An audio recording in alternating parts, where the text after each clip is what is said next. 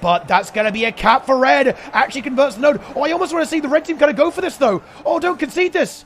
Oh, it actually gets them barely in the lead. That's insane. The node did not get neutralized in time. That is going to be a 1-point advantage for the red team in this game. It all comes down to this next fight here. 1 point in it. And the blue team thief. Oh, no. No, I don't believe it. They actually die. Enigma falls there as well. Blue team actually crumble at the last second. They're crumbling. They're falling. They're completely broken. Enigma gets around, but he does not have access to that vital glint heal for that damage inversion. The Soul Buff's going to clean him up, and the Guardian is going to go down there as well. Everything falling apart for blue. They have the double cap here. Maybe if they hold on, it will give them enough. All right, show us the games. Yep, here we go. It is the monthly Ultimate Tournament Festive Edition. Okay. I'm going to go ahead and take a look at some of these games right now. Here we go. So, first round here. Let's go and examine what the teams are. Now, this could be one of the challenger teams. We are going to be having Chunsu, Sakiki, Pain, Oki, and, of course, Miaz, a.k.a. Flandre, playing on this team. Now, of course, EU is currently getting dominated pretty hard by a lethal team formed of some of the best players in the game, ranked 55 Dragons and the Lakers. And it really is going to be a competition on who can actually break through and try and generate a victory into this team. This could certainly be a contender. I'd be very surprised if we did not see this team make it all the way through to at least eliminations and definitely deep into that phase there, possibly and very likely the finals. Here as well, very powerful teams. And it's honestly very uncommon to see Pain play without Aeon. Actually, and so going to be playing with, another roster of different gamers. Some new alt accounts coming through there. Okay, Sakiki back on another Revenant here. Looking for the first gizmo on this account in particular. Of course, Miaz on the core Necromancer. This is kind of what you see a lot. Like, you do actually quite often see double Necro. In this comp, it's going to be a Holosmith instead. Oki, much more known for playing Holo, although I believe Oki can play Necromancer too, if the need does arise. So it's going to be Support Guardian, Power Herald from Sakiki, Pain on DP Thief, Oki on Grenade Holosmith, and then Miaz on Core Necromancer. The meta is actually quite unusual right now. You might have expected this to be a Minion Monster, but Minion Monster actually got nerfed a lot, and it typically doesn't actually see play. But does that mean you don't play Necromancer? No, you actually just straight up play regular DPS Core Necromancer as your side noder and just push hard with the team fight the entire game. Simple as that. 17k HP. It's just the it's going to be the rune of the Dolyak actually from Chunsu. So actually neglecting the rune of the Soldier, going for a very tanky build here, getting rid of the cleanse from the shouts, instead going for even more durability there with more toughness and vitality, and of course the additional health there, regenerating everything. That's a very interesting choice actually. You do typically see condition cleanse being taken here, because of course particularly with the advanced shout here where you get 2 charges of that, you get a lot of condition removal. There will still be condition management, of course, thanks to the power of Virtue of Resolve, and of course Purer of Voice there. Every shout will still remove a colony, but only 1 instead of 2 as we saw previously. Here as well, it's going to be Virtues, Honor, and Valor. Yeah, this is a very interesting choice here. Like, some players go with Strength of the Fallen. This basically removes a Condi every 10 seconds, and it makes you a bit easier to revive as well, because you don't bleed out as quicker when you're in the down state. Or you go with Smiter's Boon, just for a bit of extra free condition cleanse after you use your heal skill. Basically, after you get a full channel, it will, like, kind of explode and get you an extra 2 conditions removed on yourself on this skill, which can be very nice for self-sustain. But, yeah, this is just the general support Guardian build that you see. Very powerful. Great stability access, fantastic healing, of course, across the board, and just very tanky as well. This altruistic healing, whenever you apply a boon, you also heal yourself a little bit. This gives this build that sticking power and sustain that really makes it powerful in a lot of these games, because, of course, that counts for every stack of a boon you give, and this is particularly good with Empower, as you can hit up to 5 targets with Empower of 4 might per second on 5 targets, activating this skill a lot of times. So in addition to the healing that you generate from using the Empower itself, you also will nearly gain back almost all of your health. Also, my camera, I have frozen. What has happened? What the hell is this? Don't worry, I'm coming back. Oh no. Hang on. Frozen cam melting. Yes, that's right. That is right. Should be back now. There we go. How unusual. Hardware is a mysterious thing, guys. It really is. But there you go. We're now done. This game, we're not looking at it. Let's go look at another game here. Let's see. What's going on over here? Let us examine the other games. Ah, this is actually a very powerful team as well. So, here on the red team, we actually do have, it's going to be Dra on the Power Herald. It's going to be Fly, I believe, on Thief. We have Jesus Christ, a.k.a. Cookie Queen, on Core Necromancer. Adelanti on Support Guardian. And Tinrog, of course, Gornet on the Reaper, or potentially another Core Necromancer down the line. But there is actually a very powerful... Whoa. We have a full roleplay team here. What on earth is going on here? We have RCNQ is the team name here. Okay.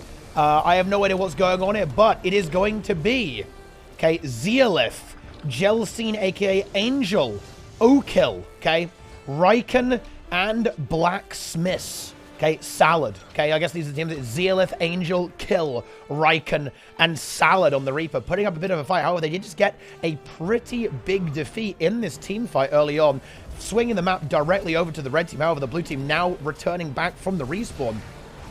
Okay, going big right now, about to get back into the mix. Can they now take this team fight? This team fight could actually decide the game. Who is actually going to get this win here? Ooh, massive pressure coming out from Dra onto Zeolith. Zeolith forced into renewed focus here. He's trying to disengage his team, needs to peel him out now. That was a really nice line. Gets Zeolith there. Of course, there is the Fear Ring too. He can use that to peel himself out there. Dra now getting caught there as well. The Reaper comes in for some massive DPS here. Red team still holding on quite nicely. The blue team Thief is not here. This means it is outnumbered against the blue team, and red team are able to clean up that fight. However, the map does get neutralized. Here comes a Thief from Riken. Can he somehow swing this fight? Looks for a kill on the Fly, but I don't think that's going to happen, actually. The stealth is good from Fly. He should be disengaged, and red team's health bars are actually looking quite robust here. Adelanti should be defensive off, and the bell is coming up in 20 seconds. I think that greedy decap play there from the blue Thief may have actually got punished here, particularly as we also see Riken go down. Will be quickly revived. I don't think Gornet can finish off there, but now this bell is a serious problem for the blue team. They need to contest it. They did not want to give this up. Did they win the first one? They actually did. So actually giving it up is not the end of the world, but losing that fight is definitely a big punish. Now they're going to push towards the bell, but red team is already present. They might have to concede this. Can anyone here make it? The Thief and the Rev are here, and now we do have Riken arriving in time, but the Fear Ring is there. There we go. We see the Revs porting in to that node there, but I think the bell might just get kept. Yes, it does. And the blue team extends for nothing there. They give up the sides and get heavily pressured around that bell. That's a big victory right now for the red team. Huge plays here, huge moves. Blue team trapped on mid. So again, it's going to come down to this big fight. The Thief going to move for the decap. We saw this play actually get punished in the more aggressive style from Fly, just to push into the fights and go for kills quickly. Was rewarded. Will that be repeated? Oh, that's a big son to Zeolith there. Zeolith is going to fall, and Riken is nowhere to be seen. He's going for the decap there, but this fight is being lost while he's not here. This is just not what the blue team is. Yeah, it's going to be a big cleanup too. We're going to see the Necromancer die here, possibly the Reaper as well, and red team gets 2 kills guaranteed there. The Revenant and the Core Guardian. There goes the Core Necromancer. Will bleed out very shortly. That's the end of that. And the Reaper too. Yeah, they've got to be taking these full-on fights here. I just do not like the choice there from the Thief to move out onto the map. They have to really focus them and go big. Dra is Draza? No. Okay, Dra is not Draza, guys. Okay, like, you know, stop confusing people. Stop doing it every single month, guys. Stop bamboozling everyone. Yeah, that revive is not going to happen. There's going to be way too much damage here from the Reaper, but the red team just focusing on these team fights, like they're just leveraging that double Necromancer. Of course, they actually have basically a mirror combo. In fact, they have exactly a mirror combo here with 1 Reaper and 1 Core Necromancer. The only difference is that the red team is really playing into it, pushing those big 5v5s, big 4v4s. The blue team is trying to play the map a little bit, but honestly, it's not really working. We almost see a repeat of that now. Oh, this time it is going to be a 4v4. The Thieves are going to be ego 1v1ing each other on the other side of the map, but the blue team was already simply too pressured in this 4v4 to really sustain it, and they are going to be defeated once again. Zeolith is down. They could maybe revive that. He's going to go for the symbol, but no. I think the blue team, they don't feel confident. They don't have the cooldowns to get in there and commit to that revival. It will be potentially disastrous. I think this is going to be pretty much it. Big win here, actually, though. Riken actually does take the 1v1 into Fly. That's a really big matchup win there. And if the blue team can actually break this chokehold, they could find themselves in a good spot. Fly is going to respawn. He probably goes for the decap here immediately. This does, of course, allow Riken to get some work done elsewhere on the map. But the problem is that blue team is kind of getting farmed off spawn, right? This is the issue. Like, they are not able to get out of their spawn. And they're trying to pressure. They're trying to force an overextension, but they aren't quite able to do it. The next bell is coming up. This could be a potential snowball point. 1 one way or the other for the blue team, but they're very far behind. Even that bell would be 50 points for them. It won't get them back into the game in its own right. They're going to have to completely dominate these next few fights. Oh, hang on though. Dra in a little bit of trouble. He's bleeding out a lot there. Sphere does go down. Is there a revive from Adelanti? No, there isn't. He's getting CC'd very hard. There's the new focus, and blue team finally might be able to take a fight here. They're looking for the fight. Can they get it? They look for Adelanti. He should die here. The bell is free though. Oh, if Fly gets this is going to be game over. Riken has to move. He's got to get there now. I think he should be able to make it with a Shadow Step, but the Necromancer is here too. There needs to be a reinforcement. Riken cannot hold this on his own. Zealot is moving. Fly actually in trouble already, but the bell is no longer contested. Angel and Zealot have now arrived there as well. Red team actually getting cleaned up a little bit, but this one node on the dock is actually a really big problem for the blue team too. They've got to contest that as well. They need to win this bell quickly and then move over to it, because if they even lose a node for any amount of time, they're just going to be having such a hard time actually getting enough points to win this game. They've only got 5 minutes left. Looks like Cookie Queen is going to go to... Ooh, Fly nearly gets bonked there. Narrowly survives. Oh, no. And this is why it's so annoying to play from behind against a Thief, because here is the Thief just being so irritating, moving over to that, pushing that, pressuring that node, forcing a response there. There has to be something. Fly just going to go for the decut, though. Maybe wants to contest into the belt. I don't think he can actually make it in time. Oh, he actually can. However, I think the Revenant should be able to force the cap here, particularly with Riken now moving in. That should be a free bell. It is. Now, can the blue team manage an absolutely miraculous comeback? There's the bell. 50 points in their favor. Both Necromancers pretty low here. Gauntlet, though, might actually be about to get spiked out very hard by the Thief and the Revenant coming away from the bell. Can they find it there? They're actually going to look for Dry here. Here comes the Lich there from Gauntlet. It's a Reaper Lich too. That damage is going to be absolutely insane.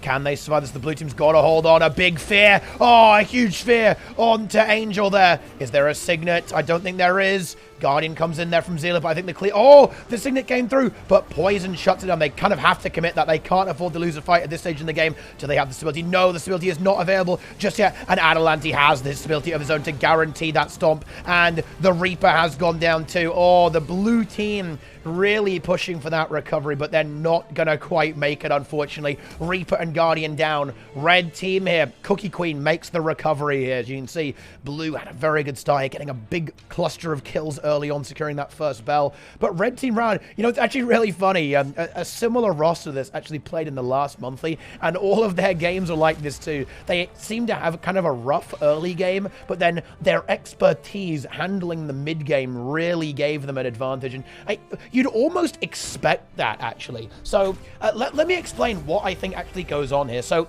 the players here on red, they're extremely experienced.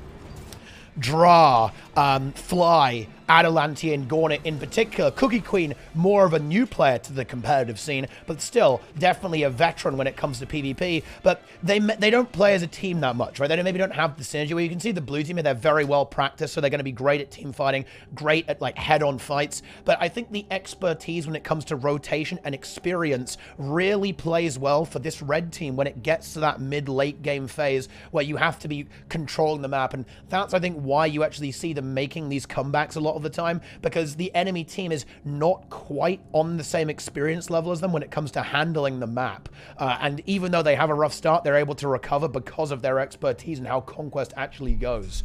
Right, there we go.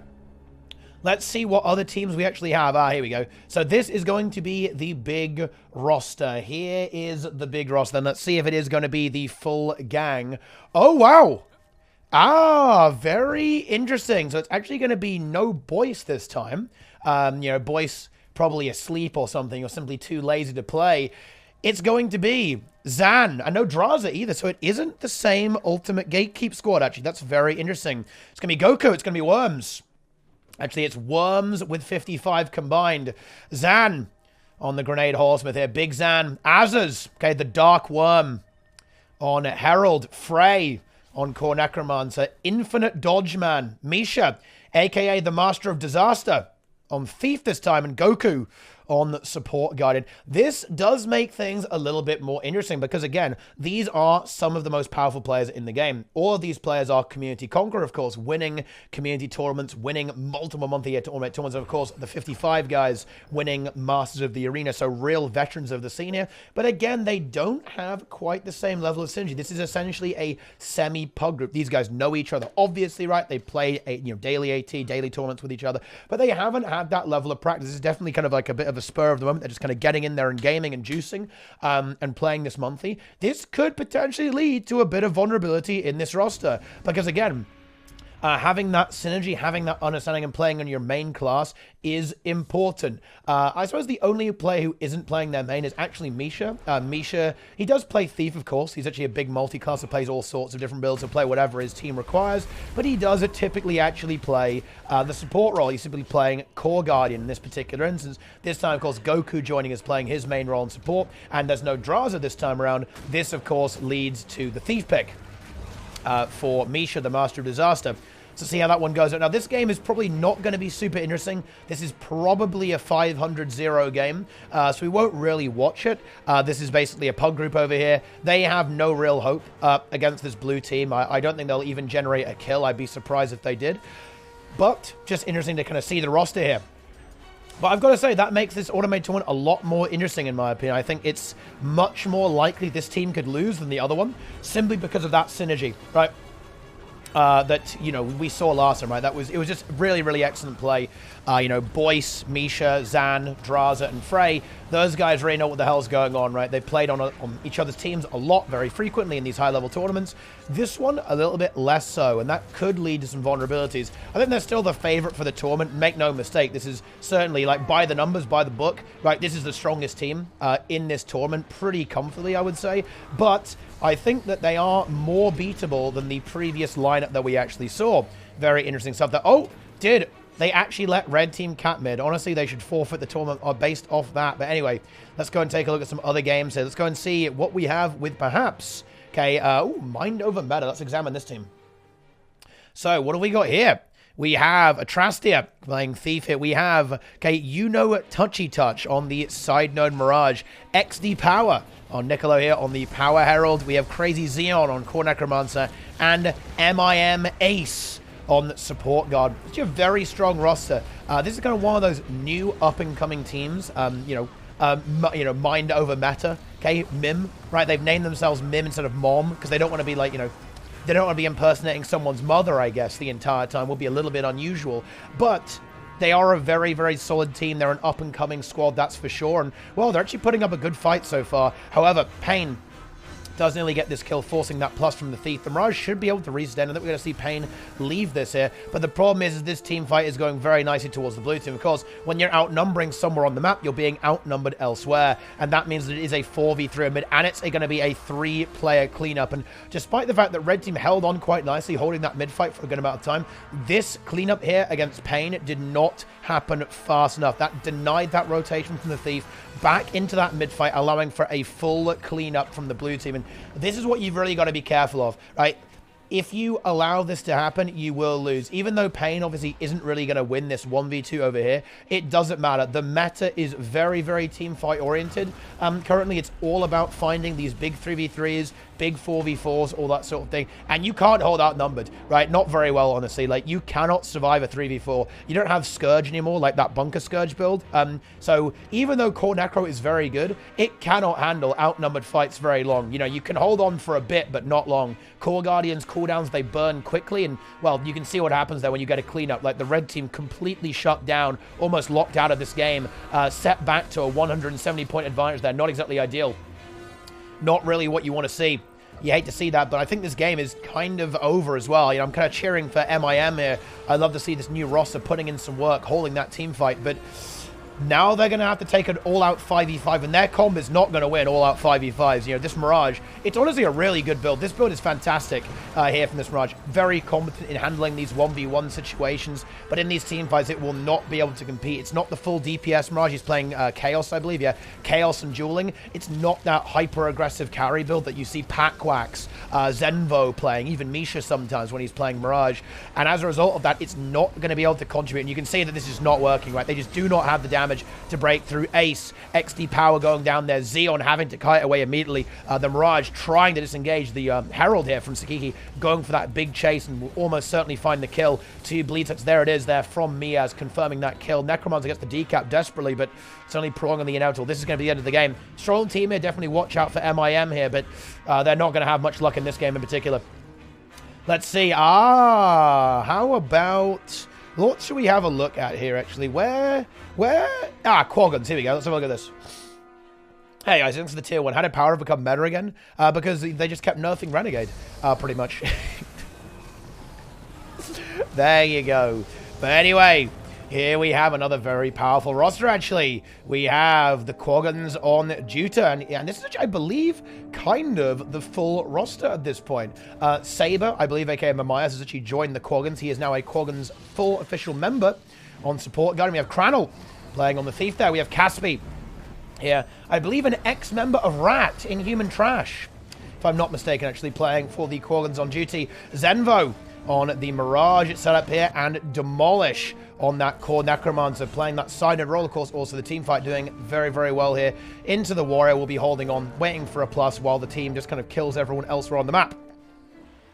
Interesting from Zenvo below. He's actually playing a slightly different build. Yeah, he's actually going for the star build. Yeah, so it actually is not the conventional build. It is a much more sustainable, almost dual style build here from Zenvo 2 that we saw from Touchy Touch in the previous round as well. Going with the massive clone generation from mirror images, and of course combining that with Scepter and Staff with the dueling and chaos trait lines. Absolutely fascinating there. Utilizing this kind of juiced up trait line to generate a huge amount of extra condition duration, and of course boon duration, and also making this build quite durable thanks to the regeneration, protection application, and damage reduction and damage increase here from Illusionary Membrane, while still dishing out a good amount of damage thanks to the Ineptitude and Blinding Dissipation trait lines here.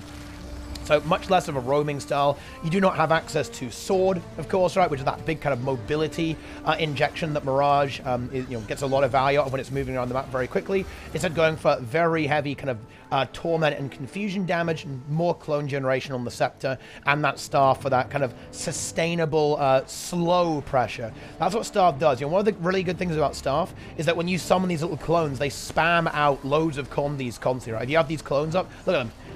This is the kind of thing about Mesmer that is really important to understand, actually, for any game mode, actually, is simply the fact that when you summon a clone, it will do the same auto attacks as your weapon, right? Okay, and this means that those Staff auto attacks on Mirage, or on Mesmer, can actually really hurt when you have a bunch of clones that are able to slowly pressure your opponent down very, very nicely. But this game, very, very decisive in favor of the Quaggons. Yeah, you do no power damage, but you can still do plenty of condition damage with that build there as well. Have we got any other interesting games? Wait, 500 to 0 in this one. Let's see what's going on over here. Yes! Multi-box monthly AT. Blatantly violating TOS live on stream. I love to see this, guys. It feels so good. Every single day, this guy's multi-boxing on a bunch of accounts, farming gold like a lunatic. He's doing it in the... Oh, wait. GM, hello? GM, get him. Get him. Yeah. Uh-oh, not looking good for you, Mr. Red Team. You've made a mistake here, my friend. ArenaNet is active. GM will now cleanse this gamer big time. Here comes the purge. Here comes the ban. Very, very nice. Big ectos there from Bentis. I appreciate that, my friend. Okay, it's all going on the spreadsheet. Very nice. Very nice. Banned live on stream. Multi-box is about to get purged. By the way, guys, this guy actually hardcore multi-boxes almost every AT, farming a disgusting amount of gold. He's not even bothering to do it in the way that doesn't break TOS. It's actually the weird meme there as well. All right, here we go. Let's take a look at this. What we've got here, which you have on the red team. It is going to be Alcazaro, Belzadar, Num Floody, Ultra Num Leader Floody on a Horseman there. It's going to be Slycore on the Core Necromancer. Finally a real player. This guy is an actual player. Unknown Garkos. Garkos, one of the most powerful Thief mains in the entire game. Unknown Thief, yep. Here he is on the red team. On the blue team, it is going to be Dark Knight, okay? It's going to be this team, actually. I don't think they even have a team name exactly, but it's a bunch of Frenchies, right? It's French gamers. Here they are to stay, actually. I love to see that, guys. big content, and they're currently 400 points up. Can Red Team actually get away with this recovery? Well, they really want to find that kill, but a good revive there onto Enigma will get that player back on his feet. Ooh, going with a Well of Darkness here on the core Necromancer instead of Spectral Walk for even more teamfight annoyingness. And ooh, can they get Slycore? They do. Is there a revival? No, there is not, because bear in mind, there is no support Guardian here on the Red Team, and that's going to be one of the difficulties that Red Team has been having this game. They simply won't be able to fight very well into this blue team because they do not have this vital support. Their Necromancer, their Herald won't be able to sustain quite as well, and they will simply get punished very, very hard indeed. But yeah, this is going to be pretty much GG. Like, blue team will now win this game. Solid comp here. You can see they're just going for the very, very standard setup here. The double Necromancer, one of them side noting, one of them pushing these team fights very aggressively. A Renegade here, kind of the Revenant role. You do see, like, some players go for the Renegade, some players go for the Herald, depending on, it's always a personal preference. I think a lot of the top teams tend to lean towards the Herald in the current meta, right now, the current setup, but Renegade's still very serviceable for these situations. It can provide some fantastic group support while being very tanky, thanks to the dwarf abilities that it has here. Lots of damage reduction on the hammers, stability from inspiring rifles, and great crowd control effects there from forced engagement. That taunt, very annoying to deal with, actually, if you get hit by that. Particularly thing is it can hit multiple targets too. But anyway, let's go ahead and move on to some other games. I think these games are going to start coming to their end, so we can maybe move on to the next round here very shortly. But actually, we have another team here. I think that might be the last game. So let's go and have a look at this final game. Here we go. You can bot without breaking TOS. Well, he's not botting, he's multi-boxing. So, and multi-boxing is not really breaking terms of service. And there's actually a way you can do it in PvP without breaking TOS. That guy is breaking TOS, but the way that a lot of the really... Well, look, I'm only saying this because honestly, they need to actually change the TOS. But basically, the way that people can do it without breaking the rules is you can actually immediately log out after accepting the queue and only play on one account. This means you're technically not multi-boxing because you're only logged into one account at any given time, sometimes 0 accounts. This is what kind of like the advanced multi-boxers do, and it is really annoying because, again, it's actually technically within TOS. Yeah, I think you actually still will get banned for it, by the way. Like, I have seen players that do get banned for behaving that way, even though it technically isn't against the rules. But yeah, that guy's not even bothering to do that, which is a little bit depressing, I guess. But it's good to see a GM here, right? You know, it looks like they actually, look, just as a bit of a bonus meme, as a bit of news, actually, now we're talking about this, I am really happy to see that it does appear that there are GMs being assigned to monitor the monthly automated tournaments. That, honestly, is a really, really big deal. Well done, ArenaNet, for actually doing that. Like, I wasn't expecting to see a GM this month, right? But it actually does appear that there are actual GMs being assigned to make sure that nothing is getting funky here, which should certainly keep a lot of the players honest, right? And hopefully prevent a lot of this bad behavior, multi-boxing, hacking, right? Or any kind of like account sharing business there as well. That is absolutely fantastic stuff. Will the GM know he's multi-boxing, though? I think the GMs are actually pretty clued up on this. I've spoken with, well, I would never talk to a dev, but I've talked with Ben about this stuff a little bit, and I've also reported it directly to I've made tickets about this specifically because the multi-box stuff is a little bit silly, right? Just to let you guys know how insanely profitable the multi-boxing really is. If you multi-box a daily AT at, say, 4 a.m., there will typically only be around, let's say, 6 teams, like 4 to 6 teams playing the automated tournament. This means that you'll always get 4th place, even if you AFK every single game. And that means that each of your accounts will get 2 Mystic Coins and 15 gold. Yeah, do the math on that, guys. That's 75 gold and 10 Mystic Coins directly to your main account, whereas the winners only get 25 gold. You get 3 times more gold than the winners for multi-boxing and double the amount of Mystic Coins. It really is unbelievably lucrative to do this, right? And a lot of people do it. There are often, and it's usually the same guy as well. There's like 1 or 2 people who multi-box a lot of the 4 a.m. ATs, sometimes with more than 5 accounts, like sometimes on 10, even 15 accounts, and you can just generate hundreds of gold in about an hour, or like half an hour. You can make upwards of 200 gold on, say, 15 accounts in literally like half an hour, because those ATs go very, very quickly, and you're entirely AFK at the same time as well. So not only do you get the login rewards from all those accounts, you also just get a guaranteed 200 gold by coming 4th place in the AT. Pretty wild, right? Pretty damn wild. Regardless of that, though, Red Team, although this game was close, they're now completely destroying their opponents, and they're going to have this one in the bag. Red team get the mid toad. They win the game. Good job, team. Very nice. There's always big gaming. Always big gaming, guys, man. Always big gaming.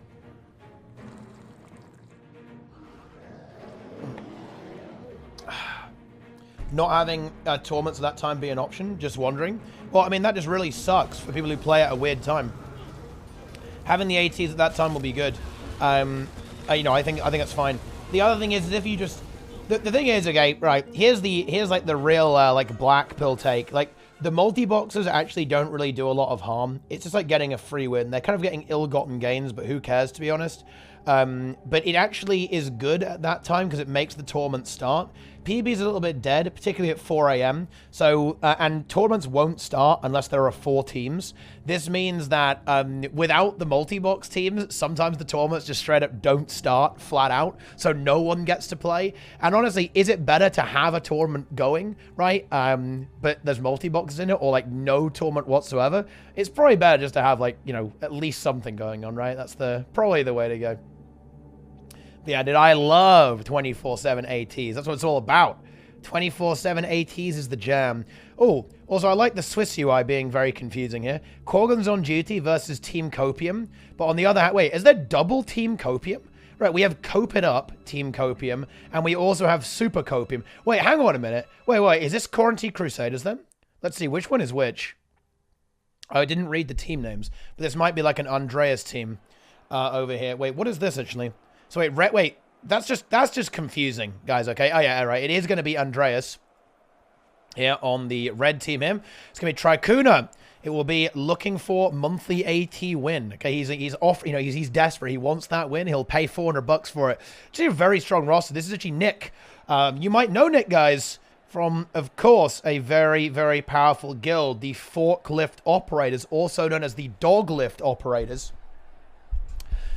Led by one of the most infamous, most powerful players of all time, actually, guys. Tyrone, right? Tyrone innovated the meta a long time ago with his Burn Dragon Hunter gameplay, even nearly defeating rank 55 Dragons solo, 1v9, actually, with his Dragon Hunter gameplay. Truly a sight to see. We also have Maya here on the DP Thief. Sakaya, McCuckle on the Holosmith here, and Copium XR, Andreas, playing the support guardian, actually dressed up for Halloween. He's forgotten there's actually Winter's Day, but he's going for the Hallows End meme there as well, guys. Yeah, he's a living legend. Honestly, Tyrone, a lot of people, you know why a lot of people don't care about the monthly AT? Because they know that if they win the monthly AT, it means nothing because Tyrone exists, right? They know that even if they win it, they'll never be Tyrone. And that means it just really kind of devalues that gizmo. And if you think about it, guys, if you win the monthly, you then move further away from Tyrone. Tyrone has never actually won the monthly automated tournament, right? That means if you win, that means you're essentially one extra step separated from Tyrone, which you just don't want to be. This could actually be a really good game, I think. This will be interesting to see. So we kind of have this Holosmith approach here from Sakai with the single Necromancer. Let's see how that's going to clash into the double Necromancer here of the blue team. The blue team's team fight is going to be lethal. And this is actually a team that's been starting to creep up a little bit more. I've seen them practicing a lot. They played a similar roster in the previous monthly AT. I think they're actually serious business. They actually want to compete. They want to win. So I'm going to be very interested to see how this works. Now, they need to respond quickly here, though, because this Necromancer here is going to get completely crushed. Oh, my God! Yeah, this is almost the weakness of Necro. It is very vulnerable to getting outnumbered. You do not have those panic buttons. You don't have that invulnerability, the evasion uptime that you need to survive getting past that. Very narrowly gets out, but Maya actually on the hunt. However, the blue team does respond well and gets a counter kill. They eliminate Tricuna immediately, and red team are actually going to be repelled, and blue team hold it. They hold the push, and they're now going to go back towards middle. Good response here from blue. These are the kind of moves that you're going to see in teams that are, you know, more experienced and understand how to play the game.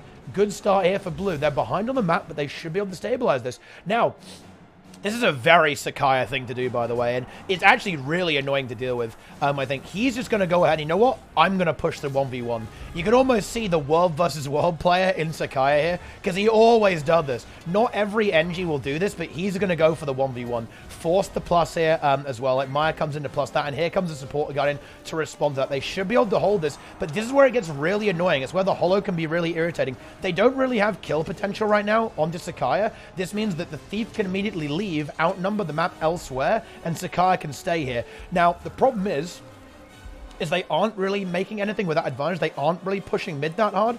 They do get the neutralization. The Necromancer will not be able to stand on that node, though, as the Revenant and the Guardian is here, but the Thief from blue now responds too, and this actually should stabilize fairly. Yeah, but you can see, look how annoying this is. Maya comes back, blue team loses mid. Yeah, losing mid here is actually really bad, I think, for the blue team. They did not want to do that, and now they actually almost certainly lose their Necro here. This Necro can't survive, no way. And that's the big play there. That is the 3-node play coming through, and blue team not quite handling that well enough. Do they actually get the fear? Headshot, ooh, does not come through. Did not actually land there, so that could not deny the storm. Actually, Maya does go down, though, but I think Sakaya can actually res this. Maybe a short bow play will be enough here, but I think they're... Oh, no, the Elixir S res is going to guarantee this, I believe. Oh, is it, though, actually? Sakaya in trouble. That is the power of Thief. Choking gas is a fair and balanced, very well-designed skill, guys. Oh, my God. So much fun to play against, guys. It really is so much fun. Oh, man. Thief, just pinnacle design in PvP right now, guys. Oh, I'm so glad Thief is meta. Oh, it feels so good. Yeah. And there you go. There's the disadvantage of playing 3 nodes. If you do die, it all crumbles to dust horribly, as Bread Team actually gets crushed in the team fight as they didn't have their horse. With that double Necro Wrecking Ball now comes into play. They're generating all these kills on mid off respawn there, guys. It really, really is. Yeah. Yeah. Well, there you go. That was really unfortunate, by the way. That was honestly all down to Maya actually getting killed. That was a very nice play. Who is this guy, actually? That was very nice from this guy, actually. Not a Thief player. That was a great kill there. Really recovered that situation. If that Thief had been able to rotate into the team fight, that could have been very, very scary for the blue team. But they delayed this long enough that it actually allowed the blue team to get that win in the team fight. That was very well played there by not a Thief player. And now they even have the buff. Ooh, this is a fantastic spot, actually, when it comes to the blue team. So if they get Sakaya, Sakaya has the shield. He's going to be able to get away, which is quite good. But now, this is exactly what blue team wants. This is actually not ideal for red, because they're going to have to fight the full team fight, double Necromancer, into a single Necromancer here on the mid-low. But actually, they do get the jump on this Core Guardian, actually. So having said that, red team definitely pulls off a fantastic kill. Blue not quite ready to actually receive this team fight, and they're going to get pushed back to their side of the map. But the Thief very wisely doesn't mess around and immediately pressures the map. Now, as long as the blue team don't lose too many more players and hold on, they should be able to maintain an advantage long enough for the Guardian to come back into play. Now, this Necromancer pushing here, this is an interesting move. It looks like they are going to try and hold on to this node for a little bit and have a bit of a duel situation over here. That does interest me, because now they are going to have difficulty on this fight over here. Ooh, Enigma getting robbed. They found a kill, but they don't have the support here from Andreas to actually lock down that kill and confirm it. So blue team will now have the 2 cap here. Now, the question is are they going to be able to rotate this Necromancer out of it? This is the Dragon node, and having this Necro here is honestly a little bit scary. He does not want to be here. He wants to be getting back into this mid fight to actually team fight here and not get outnumbered. Now he is going to get outnumbered very heavily. The Thief is moving in to help out, but with a Thief, a Necromancer and a Revenant, this will be difficult to survive here for the core Necromancer of the blue team. The healing skills there. There is full Shroud. Of course, Andreas has to leave. That does not really want to be outnumbering on Core Guardian. And it does appear that the Shroud will be enough to actually keep this Necromancer alive. On the other side, we see Sakai going for that push once again, forcing the response from the support and kind of decapturing this node here quite effectively. Red team now getting that node back 1 apiece here. Middle now getting neutralized here by red 2. Enigma in trouble, does get caught there. And yeah, you can see the blue team getting a bit split up here. And again, this forced rotation from the support to plus this Necromancer allows the red team to find this instability. Oh, if that knock had gone through, that would have been huge. But unfortunately, the knockback from hell does not deny the Signet revival from the Guardian. And that's a really big res onto Enigma. That allows them to stay in this fight a little bit longer and maybe even start to take their advantage here as well. But again, we have this 1v1. Sakaya will eventually force the decap. This is the interesting thing. Like, the way that people play Necromancer, you don't act, well, I mean, it can kind of hold 1v1s, but it's actually not very good. It doesn't really win a lot of 1v1 matchups. It holds them and then it waits for the thief and then pushes the team fight. And you can see Sakaya abusing that. The red team is honestly getting so much value out of there not really being an answer to Sakaya right now. Maya might even be able to snag a kill here onto this blue Necromancer. Is it going to happen? No, the blue team is going to respond to that, but they get driven away from mid because of that. And all of this is because of Sakaya, right? All of this. That team fight not going well. Again, the thief had to respond to Sakaya there as well, leaving them outnumbered on mid, leaving the map open to being captured now by Maya, grabbing that buff, and now red team in a fantastic spot. They've got the map advantage right now, and again, Sakaya just brutally pushing into this 1v1. Blue need to actually get something done. They've got to deal with Sakaya. They've got to kill him somehow. They've got to get him off the map. Otherwise, they're just going to be constantly bullied by this. You know, in a game like this, you almost like just say, you know what, fuck it, just like relog to something like a druid, right, and just be really annoying and just kind of deny the value, because this is only working because the Hollow is more than capable of winning this 1v1. Holosmith in general is kind of good against Necromancer. Like, Necromancer has a bit of a hard time against this because it doesn't really have kill potential in the 1v1. You can definitely pressure the Holosmith and keep it low, ready for a Thief +1, which is kind of what should be happening. But the problem is the Hollow, if played correctly, will never die to a core Necromancer. There's simply too much mobility and sustain here. Like, in particular, you see a lot of value out of the heat therapy here. Of course, the healing skill with a short cooldown, Elixir S, shield block, right? And the range pressure means that the Hollow can safely pressure the Necromancer without pushing in aggressively. And this sort of thing makes it very difficult for Necromancer in general to deal with. Reaper more so than Core, but even Core Necromancer doesn't have a good time into this particular build. And Sakaya, of course, an excellent duelist too. You know, you actually see this a lot with world versus world players. They're very refined in their duel gameplay in particular, because that's what a lot of roaming is, right? It's about holding 1v1s, 1v2s, which is unconventional. Like, typically you would see very aggressive team fighting from a Holosmith, but from Sakaya, he definitely prefers to take that 1v1 split 3-star. And to us, I think it's very intelligent into this comp. In a way, it is the weakness of this composition. You know, the red team, I think, has correctly identified that they don't actually want to fight this head on. They don't want to go for a 5v5. This double Necromancer setup, or even with the Well of Corruption here on this Necromancer, like, the red team just doesn't want to fight into this. It's too much damage, way too much pressure to deal with. Ooh, even an interesting setup here, actually. It's almost like a very Boon Corruption, ultra area damage focused variant of Core Necromancer here from this one here, as we actually see Path of Corruption, no Doomfire, Eternal Life for Sustain, and actually Lingering Curse. Very interesting approach from this build here, which is not what you typically see. I think the other Necro's playing a more normal set. Yeah, this is basically the normal Core Necro build. Ooh, with Rabid Amulet, though, instead of the Carrying Amulet for that massive toughness, and Rune of Balthazar for extra HP. Curious to see that over Rune of Ore, actually. Very unusual, going for the burning duration on Doomfire. Interesting builds. It was Smoldering Sigil as well. Wow, that is absolutely fascinating. Different spicy builds from the blue team Necromancers here. Still, you know, it's interesting to see that, because one of the reasons why you very often see Vitality being used a lot on Necromancer is because it directly scales with it. Necromancer does very, very well with Vitality because it fuels its life force. It's very good stuff.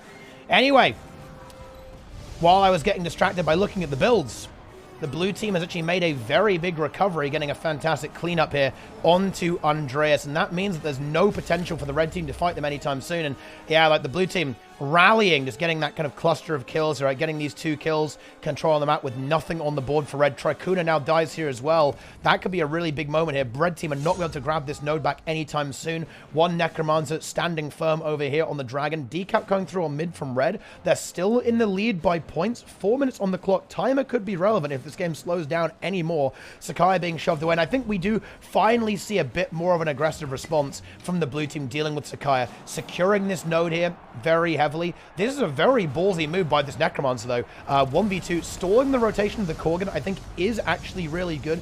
We'll have to give it the node over here, as it will be a kind of a 2v1 with the Thief and the Herald over here. That's very, very scary indeed.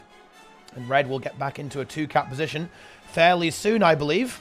And if they're able to do that, they will start pulling ahead again. Of course, very close, 20 points in it right now. Blue really looking to neutralize middle here. Sakai holding on, but he actually might die there. He's going to get taken out.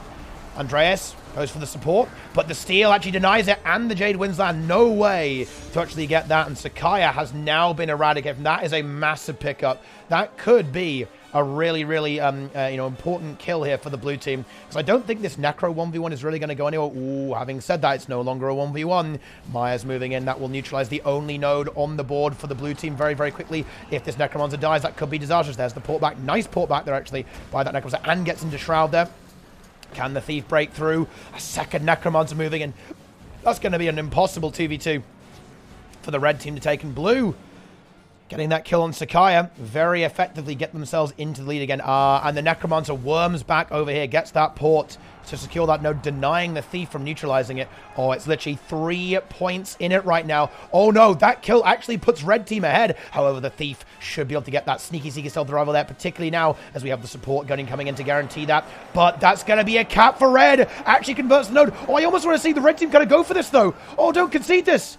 Oh, it actually gets them barely in the lead. That's insane. The node did not get neutralized in time. That is going to be a 1-point advantage for the red team in this game. It all comes down to this next fight here. 1 point in it. And the blue team Thief. Oh, no. No, I don't believe it. They actually die. Enigma falls there as well. Blue team actually crumble at the last second. They're crumbling. They're falling. They're completely broken. Enigma gets revived, but he does not have access to that vital glint heal for that damage inversion. The Sword buff's going to clean him up, and the Guardian is going to go down there as well. Everything falling apart for blue. They have the double cap here. Maybe if they hold on, it will give them enough of an advantage, but I don't think it will. The kills alone will put red team firmly into the lead, and then inevitable neutralization. This Necromancer cannot hold on. The Sword buff is going to fish them off there. That's going to be the end of the kill there. The Storm is there. The neutralization will come through, and all red team has to do is not lose the zone. Oh no! This Thief is actually carrying insanely hard. Gets the neutral somehow. I don't believe it. He has to contest this though, I think. No. Oh, but he wants to contest mid as well. Can he get there in time? I don't think he can actually. Stealthing up somehow, but red get that node. Oh, he should have stayed, right? Because he could have made it 1 apiece, then he wins the game. Oh no! The blue Thief actually threw, I think. Or at least a little bit. Oh, and it's hard, right? He'd have to kind of hold into a Necromancer, which would be really, really difficult, to be fair to him, actually, because he'd have to stealth up eventually, and it would be very hard to hold that 1v1. But maybe he could have stalled it long enough to actually win the game. But no, red team are actually going to get away with this right now. Oh, wait, kills? Hang on. No, it's not enough. The kills do not matter at this stage. The 2-cap is still being held by the red team, and the game is over. Red team actually clutch it out there, nearly being the mid. And you can see that blue team did a great job of just getting these kills, but red team managed the map a little bit better. You can see, look at all these kills, man. Look at them all. Look at all those kills going through. But anyway, let's go ahead and leap on in. I think we're going to be looking at that Zan game. Temple. This is the perfect map for this, because this is by far the easiest map to throw on. Insanely hard. Time to throw PogChamp.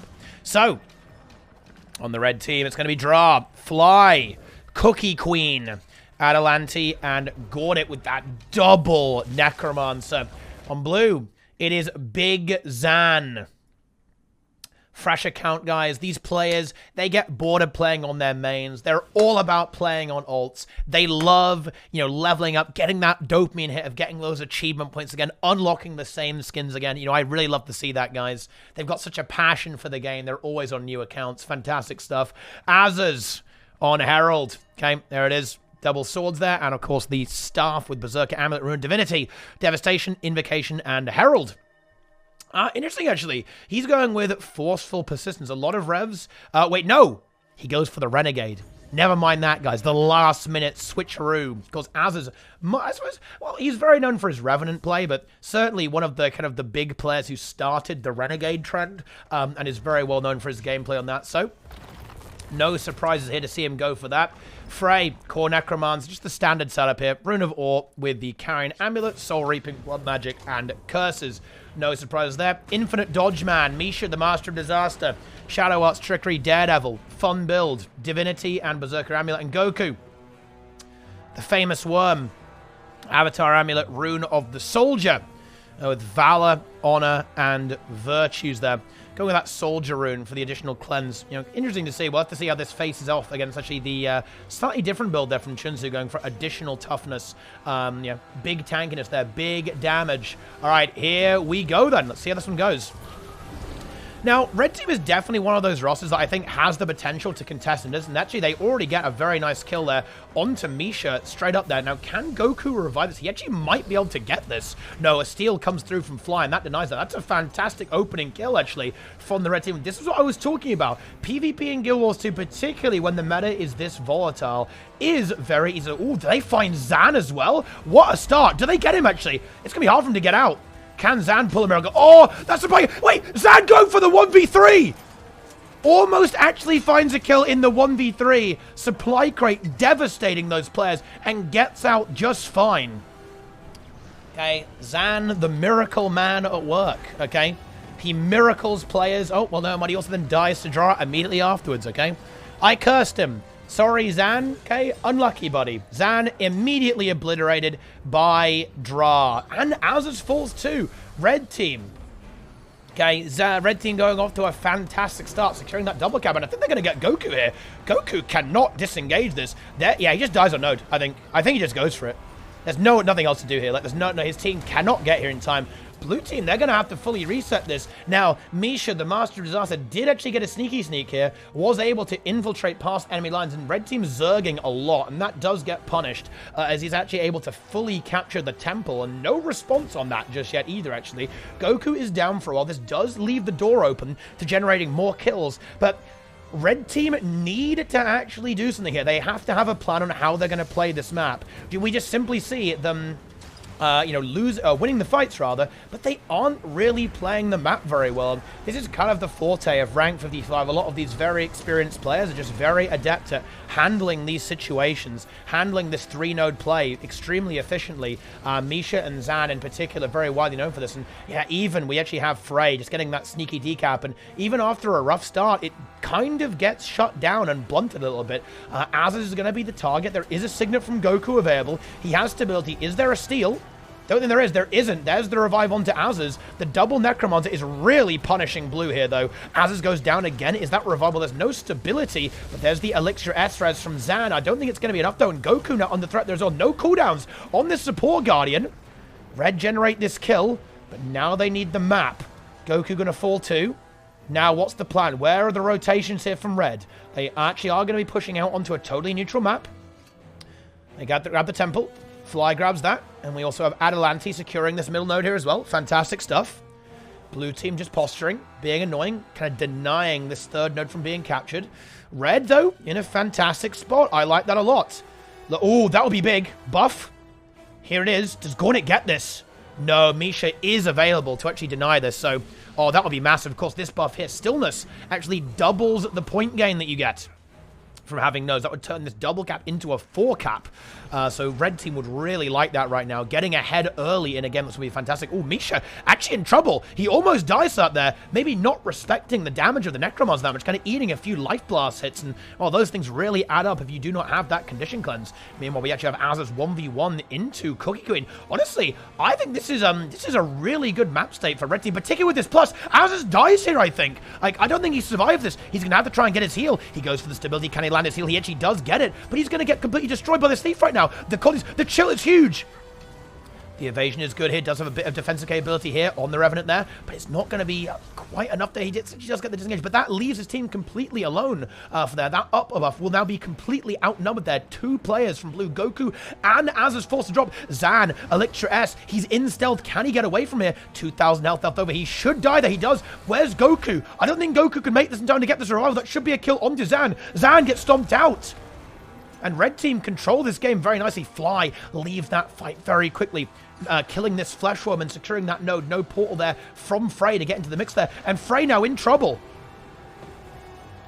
At the same time, of course, this Necromancer 1v1 is not really going to be the fastest thing in the universe. Probably doesn't really go anywhere, so... Oh, but they actually somehow yoinked the buff. Buff was yoinked by red team. Oh my god. Dude, let's see. Like, I told you guys, right? I told you that this is why you've got to be so careful in best of ones. Now, dude, imagine if red team wins and then loses in Swiss finals, man. That would be absolutely savage. Cookie Queen is going to get completely destroyed by Azaz and Misha, and that does leave Adelanti very exposed. Can he actually hold on? Is there anyone who can help? I think he just has to die on node. There's no way he survives this. Like, maybe Fly can get here in time. Oh, that was a really nice shield 5, though, shoving away that team. The Thief is coming in for the pressure here. I'll try to peel him out. There may be some stealth here on Adelanti. Adelanti might be able to hold on just barely, but the damage is pretty scary. Ah, yes, and there we have Cookie Queen off respawn. That should actually get Adelanti out of this. But side node's controlled by red, and Zan goes down again.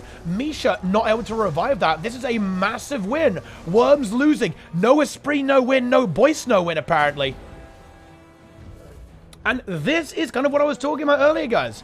You know how I said that there is this issue with that synergy. Like, the previous All-Star team is just better coordinated. Look, what is that? Look, Azaz alone here in a 1v3. Right? Blue team just not as coordinated as they need to be. Red team really playing this refined style. Remember, they played together before, right? They played in the last month together with a very similar, I believe even the same roster as this, and they know how they play together. They know their strategy, they know their rotations, they respond well to each other. They have that synergy, and they're actually crushing the All-Stars right now. Worms, rank 55 Worms, are about to get shut down in the Swiss by Team Cookie Queen.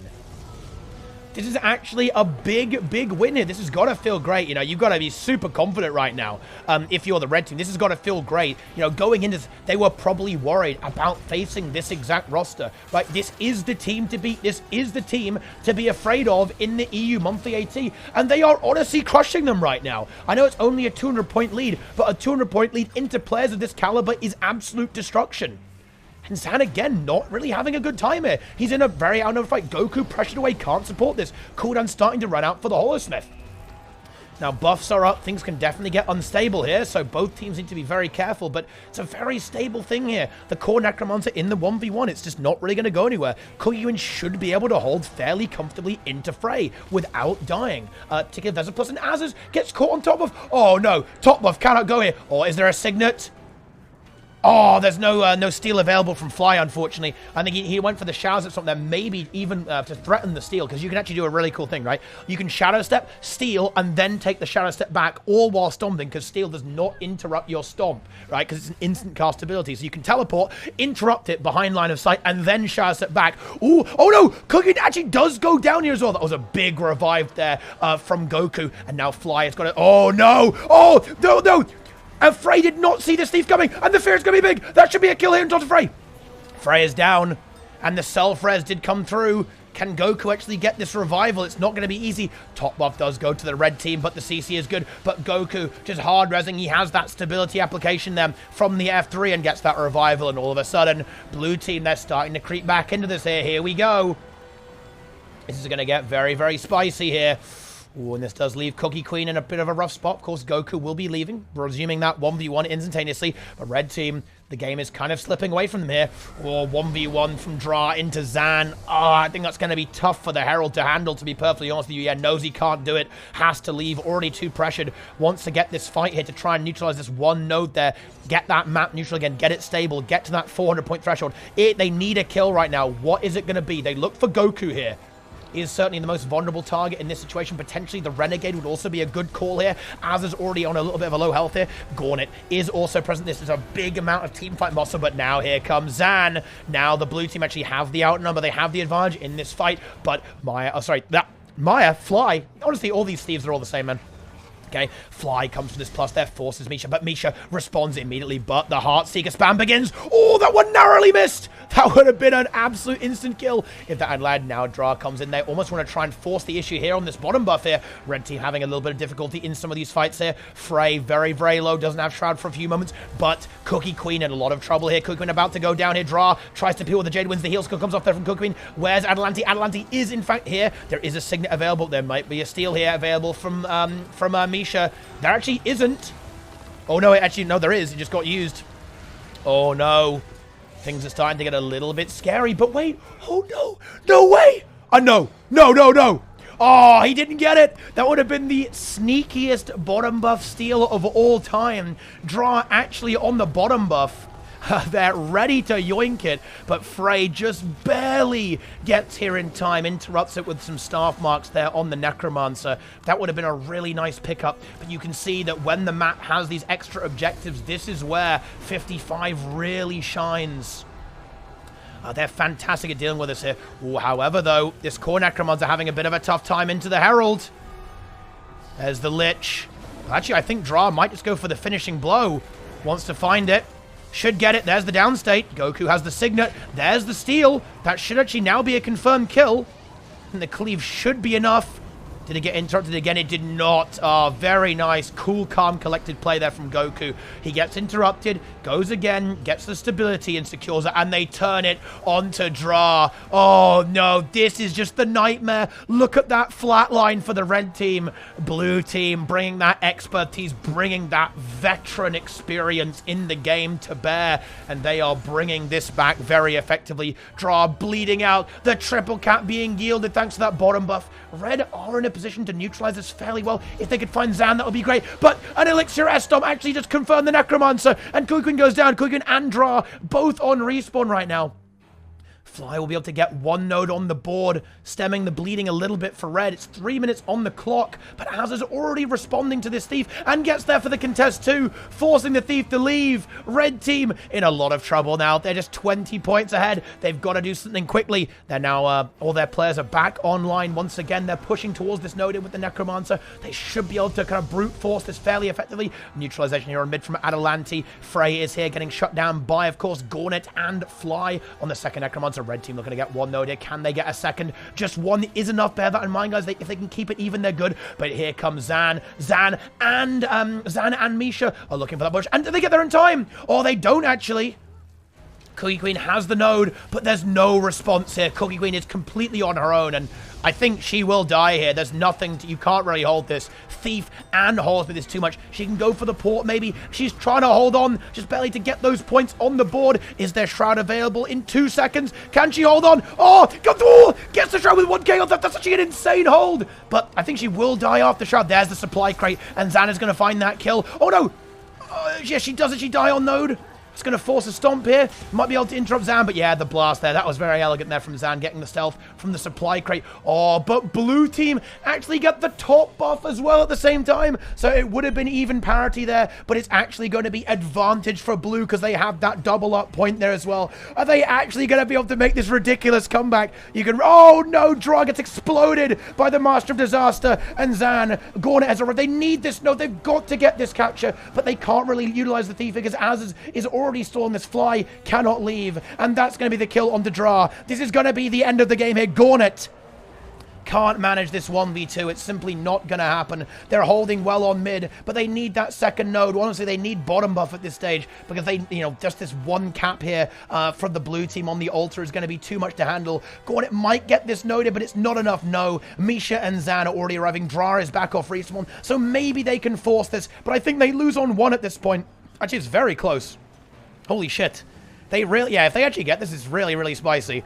I don't think they're going to quite get it, though. Oh, no. It's not going to be enough. Like, the blue team has got here in time. Adelante's moving in to support this fight, but blue just need to stall here. There might be a revival there, but I don't think it really matters. Yeah, Stomp not coming through from Goku. Nice stealth there onto him to kind of conceal that Stomp.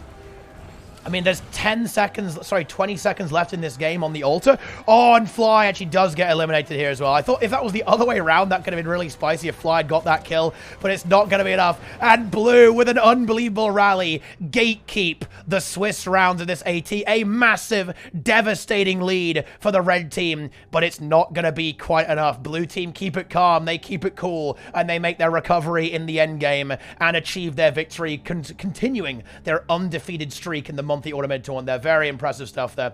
They really stepped up there. There was a big difference there between the start and the end of that game, and Well, there it is. You can see that, yeah, they're the top team for a reason. It will be no mean feat to take them down, and that's the advantage of them having Swiss. They have the ability to have that warm-up and get familiar with each other's play and kind of build that team spirit as the tournament continues. Red team, though, certainly a big hope. I think they are performing extremely well, and perhaps on a map that's a little bit easier to rotate around, they may not be at that disadvantage of lacking that expertise, of having that ultra long-term experience. All these players have won like 12-month EATs. They have that extreme experience and knowledge of how the game operates that gives them that really nice edge in these kind of like long-term encounters there. So, well, we'll have to see if they're able to repeat this performance later on, but I think that's actually basically the end of the round, actually. Maybe there's something else going on over here, but... Right. What have we got next? Ooh, I think I want to see Quaggins. Where's that Frenchy team, actually? Where's that Frenchy team, guys? I think that's worth watching as well. Yeah, this game is pretty good. This game is pretty good. Ooh, Zan, that would be an interesting one. Like the Zan into Team Copium, the Pain team. I believe that's the Pain team. That's definitely worth watching too. We might go and have a look at that. For sure. Yeah, okay. Let's investigate a few of these games. Let's take a look at what's going on. Are there any hackers in the chat, guys? Any hack gamers? Guild Wars 2 player having a good reaction time? Indeed, that is sussy. I agree, boys. Listen. You know, if 55 don't win today, boys, you do know what that means, right? You do know that it's another nail in the coffin for the whole no Boyce, no win setup. You are aware of that, right? No Boyce, no win. No Esprit, no win, right? I mean, there's a lot of good stuff there, guys. Lots of big content. Here we go. Let's see, I think this game is actually pretty interesting too. Yeah, Tricuna, looking for the T win, Maya, Sakaya, and Andreas into Saber, Kranel, Casby, Zenvo, and of course, Demolish. Let's see how this one goes here. It's going to be the Ranger as the duelist on the blue team here. But it is an unusual setup. I believe it is going to be the more conventional Mirage build here from Zenvo. Yeah, it's going to be Domination and Illusion, so that kind of roaming DPS style build here. We've seen them play this to great effect. Almost certainly going to see them go for a push hit. Although, again, maybe not. Never mind.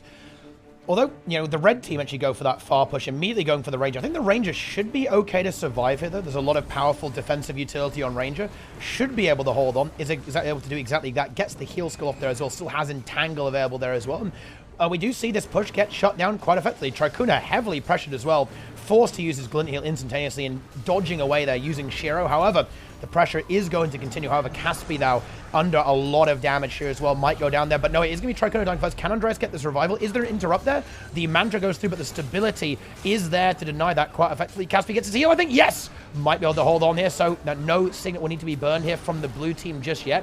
However, the team fighting comp is a little bit better in terms of sustain from blue. So, sorry, from red rather. So red need to just hold on. They should win. However, the massive spike damage from that Mirage really putting a lot of work there. This combo here from the Thief and the Mirage really hurts a lot. And now that the Guardian's in, I think we should see a recovery from blue. However, red do still have the map. Of course, they force blue to respond us, but they do end up losing the fight. Losing only one player, though, is kind of okay. And particularly if red team can grab the middle node, too. They aren't, though. Not quite enough capture progress there. And they actually they lose another player here, too, so from Tricuna. So I think the blue team is actually pretty happy with how this is going. Kranel going for the Ego 1v1 directly into Maya. This, of course, will probably force a decap on the windmill, as the stealth will cause the red thief to kind of lose a lot of ground on that cap, more so than the blue thief, because basically capturing a node is slower than decapturing a node, so that of course favors the team going for the decap when there's stealth involved. Now we see the full team fight erupting, and now this is a very small and team fight oriented map, and that should give the edge to the red team. However, one thing that is really scary is just how much damage this Thief and Mirage can bring to the table, particularly on this core guardian. Mirage just destroys the amount of spike, the boon removal. Because look guys, think about how this trait works as Shattered Concentration. For every clone, that is an AoE boon removal. Every single clone will do that. So this can completely obliterate the defensive capabilities, the resolution, the protection, the stability. On a support guide in almost instantaneous, and combined with a Thief, Andreas is not going to be having a fun, enjoyable game, guys. He is not going to be loving life during this match whatsoever, because he is going to be public enemy #1 for Zenvo and Kranel. Now, the bad news is, of course, is that Zenvo is playing Mirage. This is actually this is a very interesting passive. Not a lot of people know this about Mirage, guys, but Mirage is the only specialization in the entire game that can never get its health back. You can basically view it as a permadeath character. A lot of players who actually play World of Warcraft Classic Hardcore actually opt to play for Mirage, because you can basically view it as a permadeath character. Once your health goes down, it never comes back. And that does make Zembo very vulnerable. And I think I'd actually expect to see him get heavily focused in this game. That will be the key for Red Team in kind of winning these team fights, in my opinion, is shutting down this Mirage. If allowed to free cast and just kind of go ham, this Mirage will just crush. It will just demolish basically everything in its path. However, if we see Maya really pressure, if we see Nick really pressure this, that's when things get very dangerous here for Zenbo. You can see that he cannot stay in this fight for very long whatsoever. He just does not have the sustain to do this. His heal skill is very weak. He doesn't really have amazing ways to deal with condition cleanse. He is a full glass cannon build in a lot of respects, right? Only one dodge as well, unlucky buddy, right? And this is kind of where things aren't working out. They don't quite have the muscle to actually persist in these fights long term. You can see Zembo, he's already getting pressured. He's got to leave, and that essentially gives Red Team an outnumber in this fight. As long as Andreas can weather the storm, Red Team will win basically every single fight. It doesn't help that they also have a base ranger here from Caspi compared to a more aggressive option.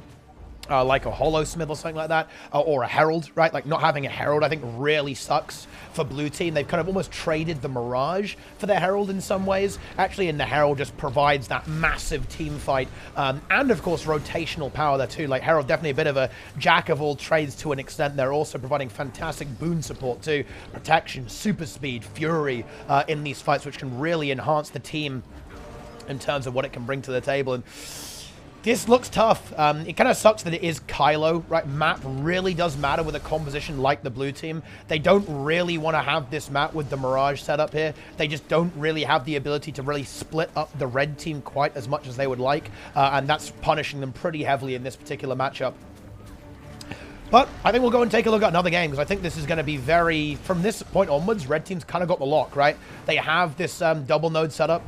They do get a kill on Sakaya, which is quite nice. And Andreas is very low and might even downstate, but Demolish is down. And if that kill gets confirmed, they should be able to revive him fairly easy. Crandall going for this. If that stomp lands, that's massive. Oh, it does! That is a massive stomp there. Good smoke screen usage there by Crandall to deny any kind of interrupt on. That's a really nice pickup. If they get Tricuna as well, they do get him. Crandall, though, not having the best time himself, is forced to disengage. They'd not be able to get that decap on the windmill. The Blue actually do get themselves into an okay spot. A secondary kill secured on Tricuna too. Staggers, of course, as Andreas now just comes back off respawn. We actually have the Ranger in position to deny Sakai from pushing in. That's kind of what we see here, right? Like, Sakai's still going for this strat, but I actually think that here, this is where the world versus world mentality is actually getting punished. So in the previous game, right, he got a lot of value by pushing far into the Necro, which is a good matchup for him. The problem is that now he's kind of in a shitty matchup where he doesn't really do anything. He doesn't really win the matchup into the Ranger 1v1. So now Sakai is essentially griefing his own team. Because if he was just pushing these team fights, he'd be farming hard, right? That, you know, particularly into the Mirage, right? Like, he'd just be farming this Mirage hardcore with his grenades. But because he wants to go for these 1v1s and pushes that third node, now he isn't really providing value because, again, he doesn't really win into the Ranger. Like, he can if he gets a really big outplay, but the Ranger is a better build for dueling, right? And, of course, less vulnerable to a +1.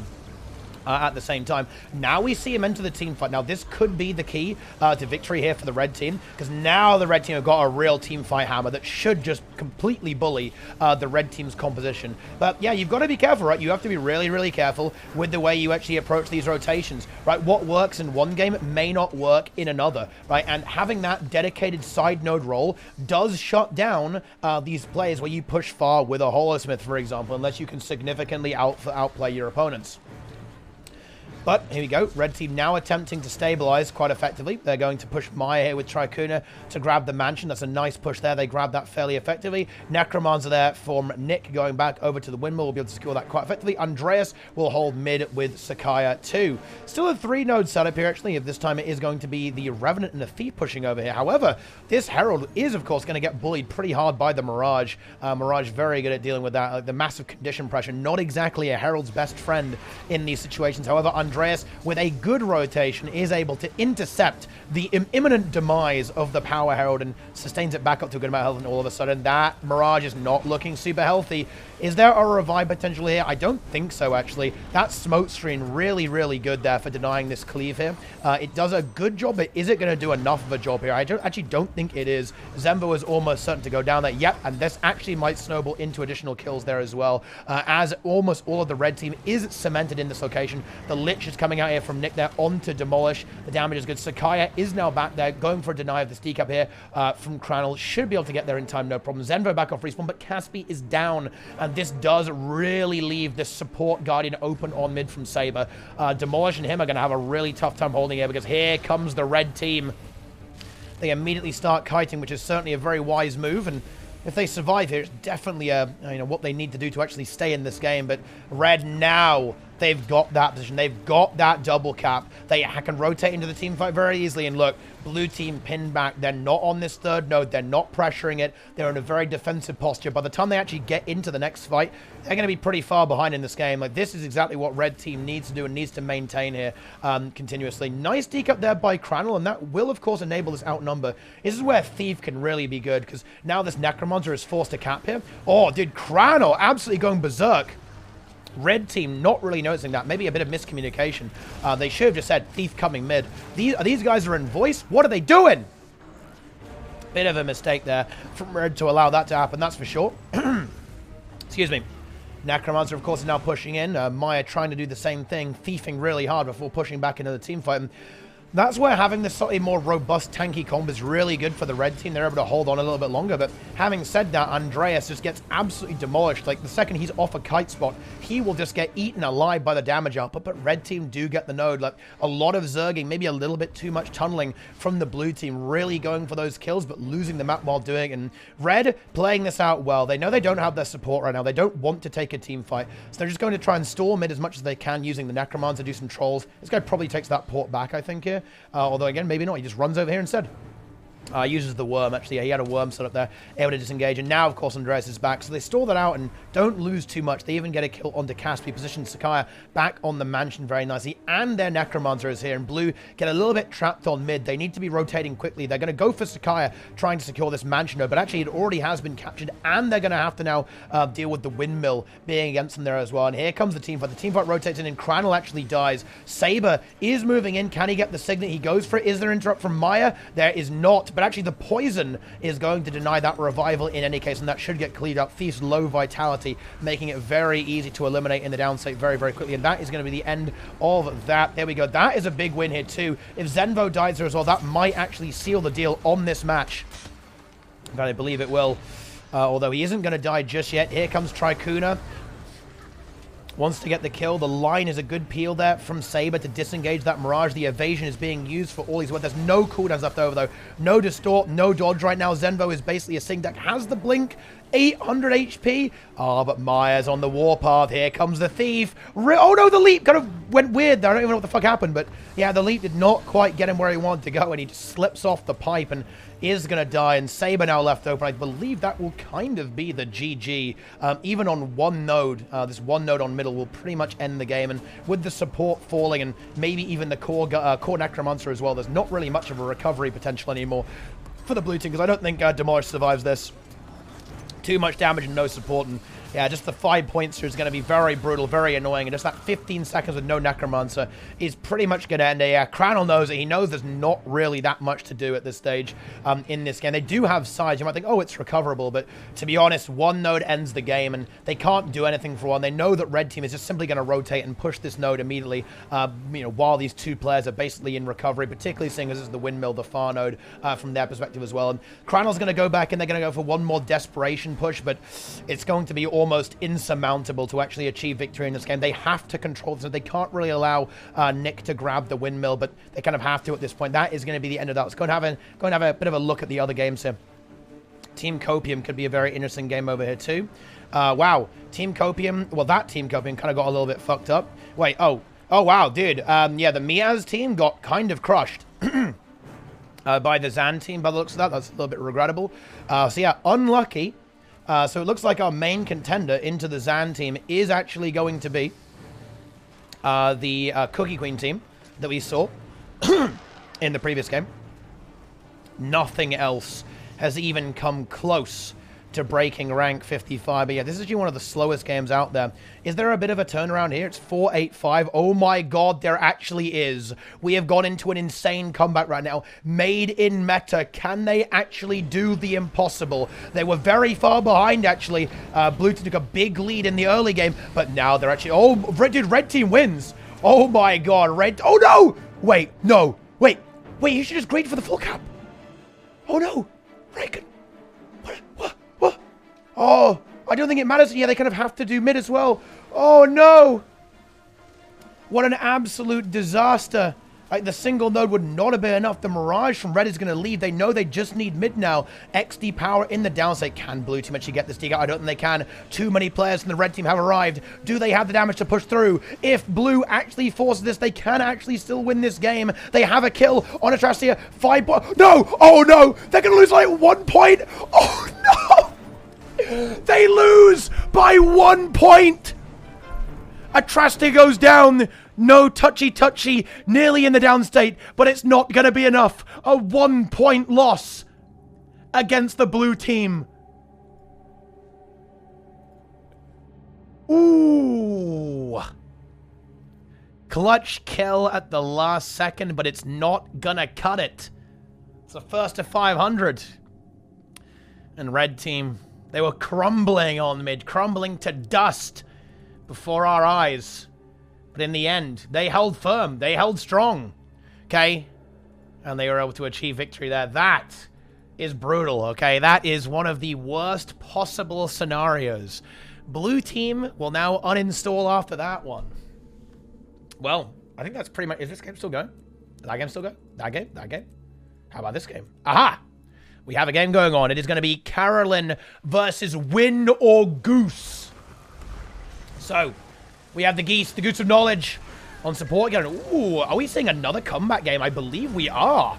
In fact, this could be a big comeback situation, my friends. It is going to be Alatar here on Vote Goose. Oh, that's a big kill. Wow, that's a sick comeback move. If they can keep snowballing these kills, they're in a good spot here. Hollow-Smith here from the blue team pushing onto the mansion as well. There it is, gets the hold, holds that 1v1. Red team, though, are respawning. The Geese must respond to this. They have their support there. They need their Necro here, I think, actually. It's 4 members from the red team. Sorry, actually, only 3, actually. It was certainly a Mesmer clone. They don't want to give that node up. They actually do, though. Necromons are now rotating, but it might be a little bit too slow. Oh, double cap does win. That's how they're going to play it. Yeah, that's what they want. They want to play the double cap here. They're going to hold 2.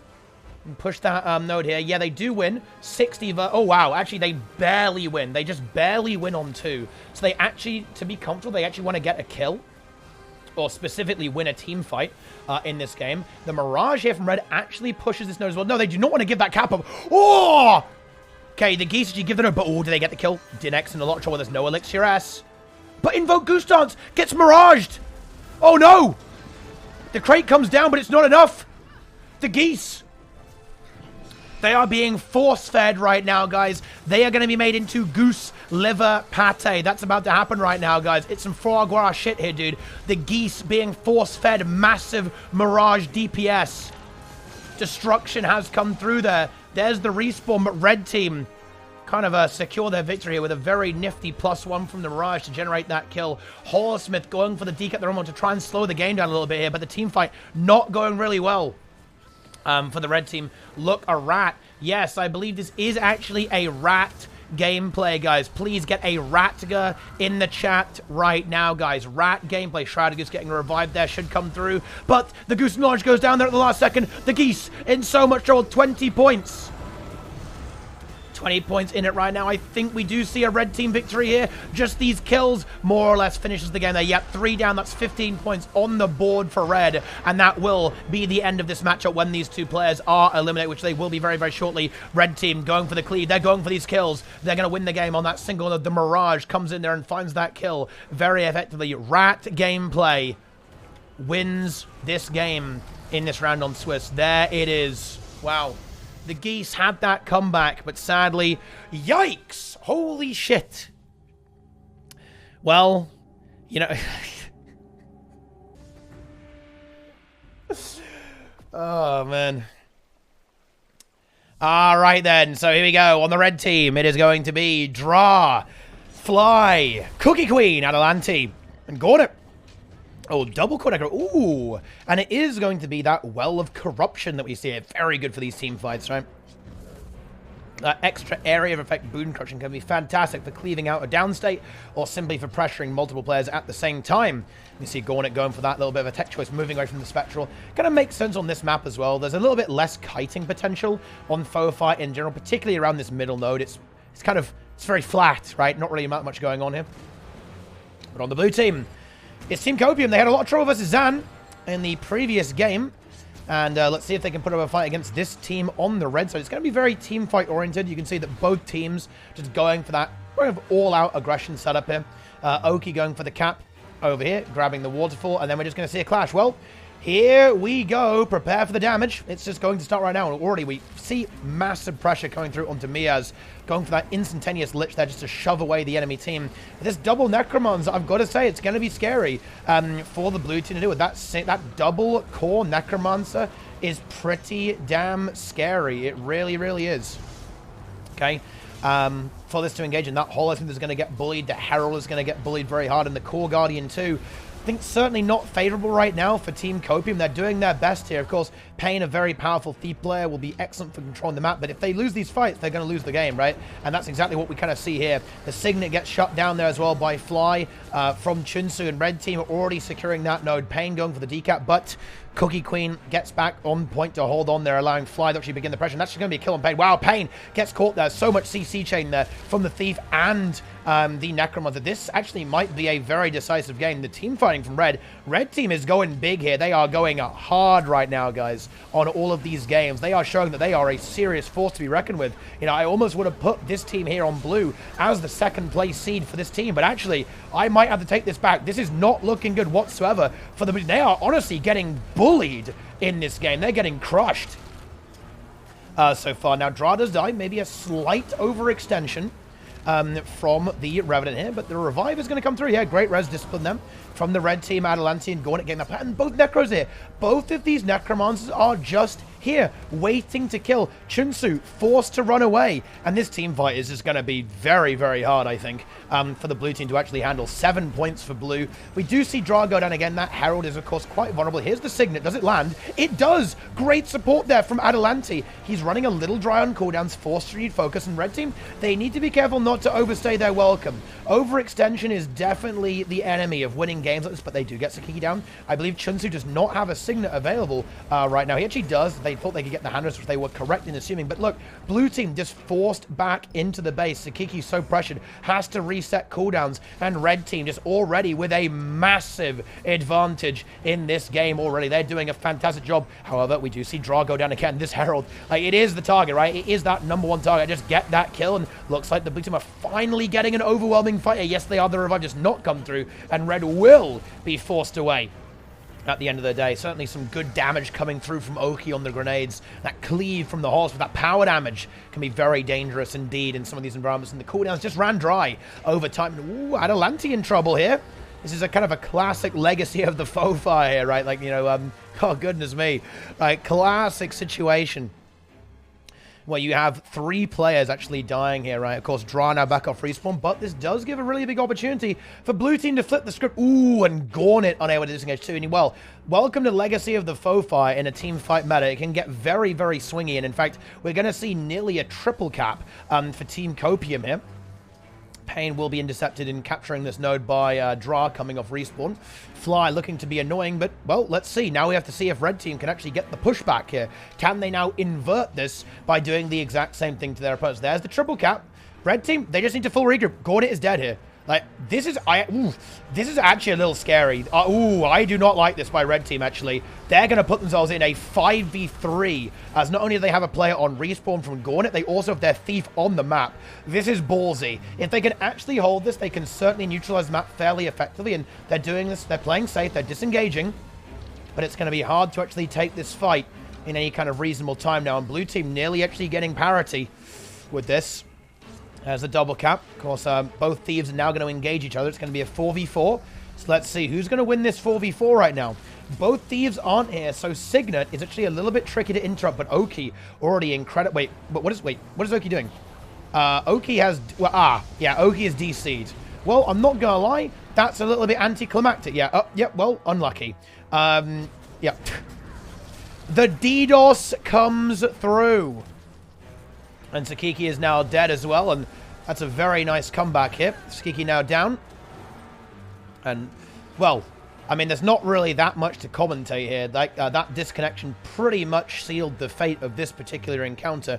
Winning a 4v3, not really plausible when both of these teams are this strong and this capable of engaging each other in these fights. Little bit rough there, guys. Okay, guys, seriously, if you want to make this not happen, make sure your IP doesn't get leaked. Make sure it's secure, and that is why you need Surfshark VPN.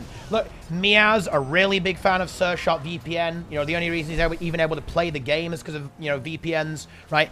Get around these IP blocks, guys. Make sure you don't get DDoSed, okay? It's good stuff, guys. Buy it now, 83% off, and of course, 4 months extra free, guys, when you sign up with code MightyTeapot, guys. Let's go. Surfshark VPN. Let's go, guys. Extra drop VPN in the chat. And, well, not gonna lie, this game has become very, very boring. Oki is gone, and that is pretty much going to be the end of this game. How unlucky, I guess. Well, that's GG.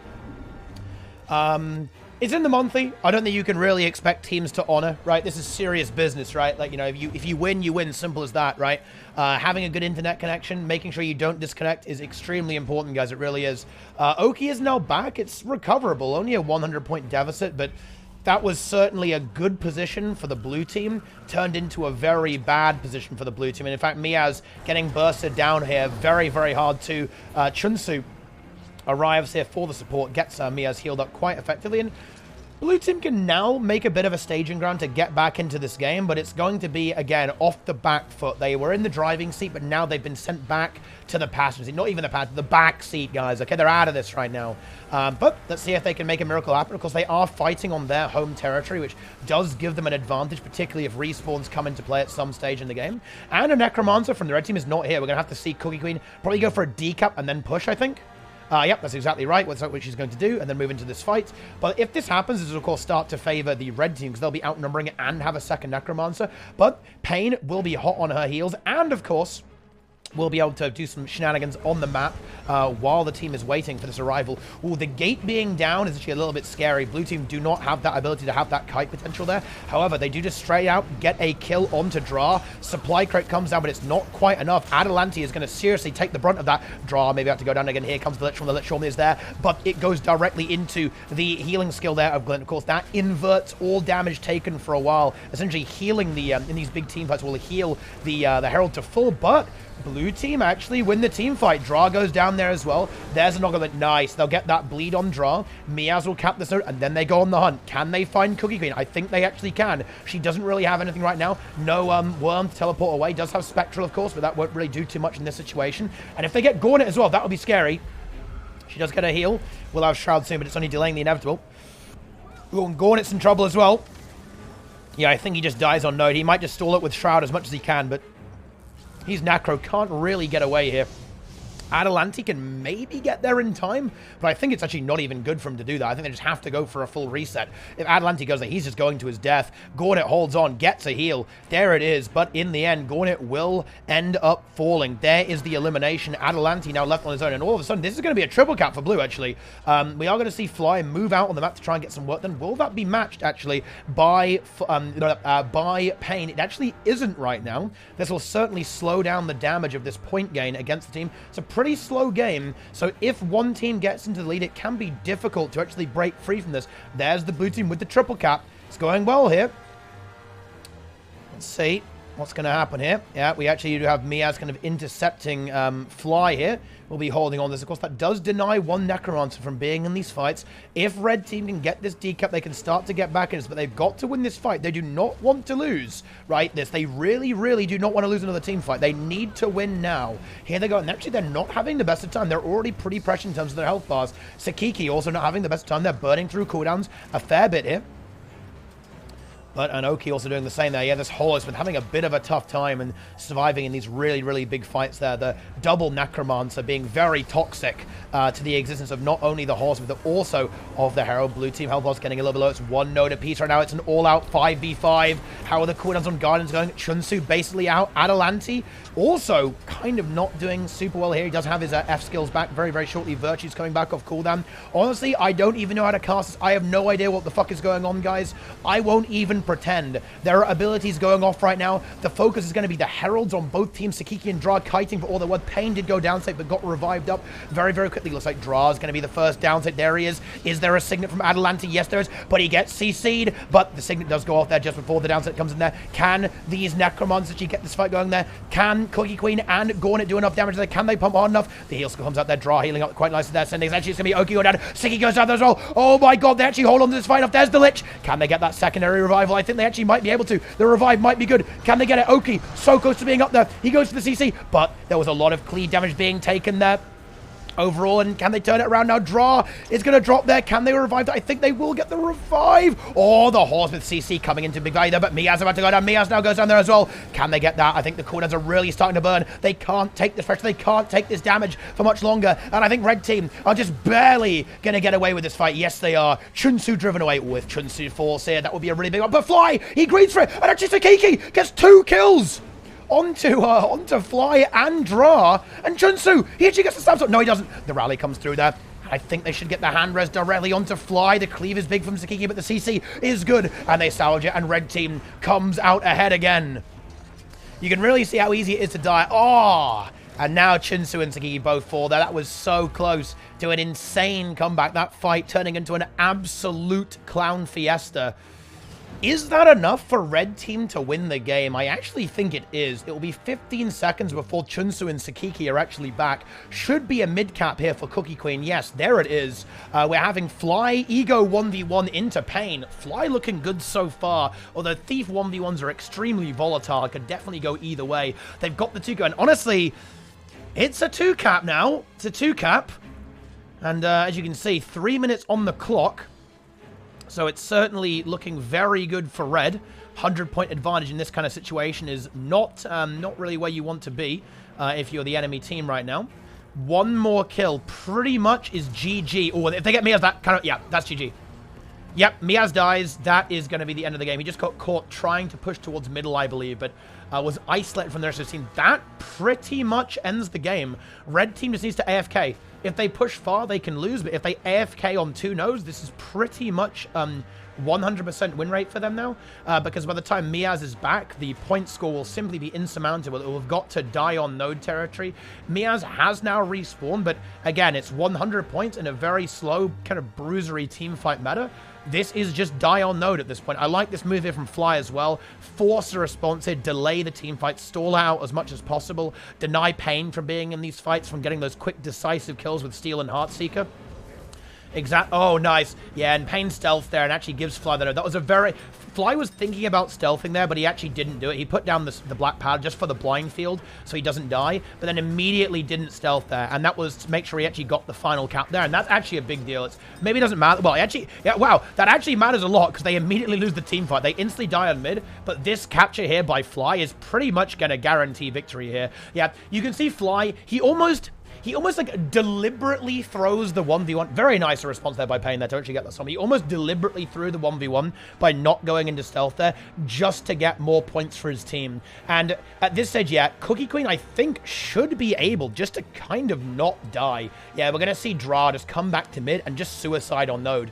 Because Cookie Queen, as long as she doesn't get knocked off, Sakiki might go for the knock here, but no, Dra's already going to make it. This game ends just on the basis of this, because they just need to stand on this node until the game ends. We now see Adelanti here as well. Fly is also here with Dra. Gornet does die, but it doesn't matter at this stage. There's simply not enough time for Blue to burn these players out. Certainly a close game here, actually. Yeah, timer is relevant too. You can only get 90 points per minute, and they only have a minute left in the game. So even if they had a triple cap, it's, well, I guess Lord, but I mean, that's not going to happen. And that's the end of the game. There you go. Boom! Incredible gameplay, guys. Amazing content, amazing memes. Team fight, Clown Fiesta. 5v5 meta. Look, I honestly love this stuff, guys. This feels so fucking good, you know. 5v5 meta. Remove Conquest, add 5v5 ranked and 5v5 ATs. Nothing else is even good. It's all bad content except for the glorious 5... Ooh, hang on. Very close game here. Okay, here we go. It's going to be the red team. Ooh, hang on. The red team ahead, but red team also throwing the game. Lixina and Foot Crusher. Ooh, a Foot Enjoy, guys. People feet in the chat. Is here Guragashi on the support. Guardian, 5 seconds to ready, but can't get that in time. Blue team with an insane comeback. In fact, Waterfall capped here by the Thief and the Ranger here. Ooh, this should be a pretty clear win for... I have cursed the red team, and it feels so damn good. The curse is enabled. The curse is active immediately, and it feels very, very good. Okay, Zuyu in the chat, Rat Leader. Okay, one of the most powerful rats in the game. GVG Grief Extraordinaire. Incredible.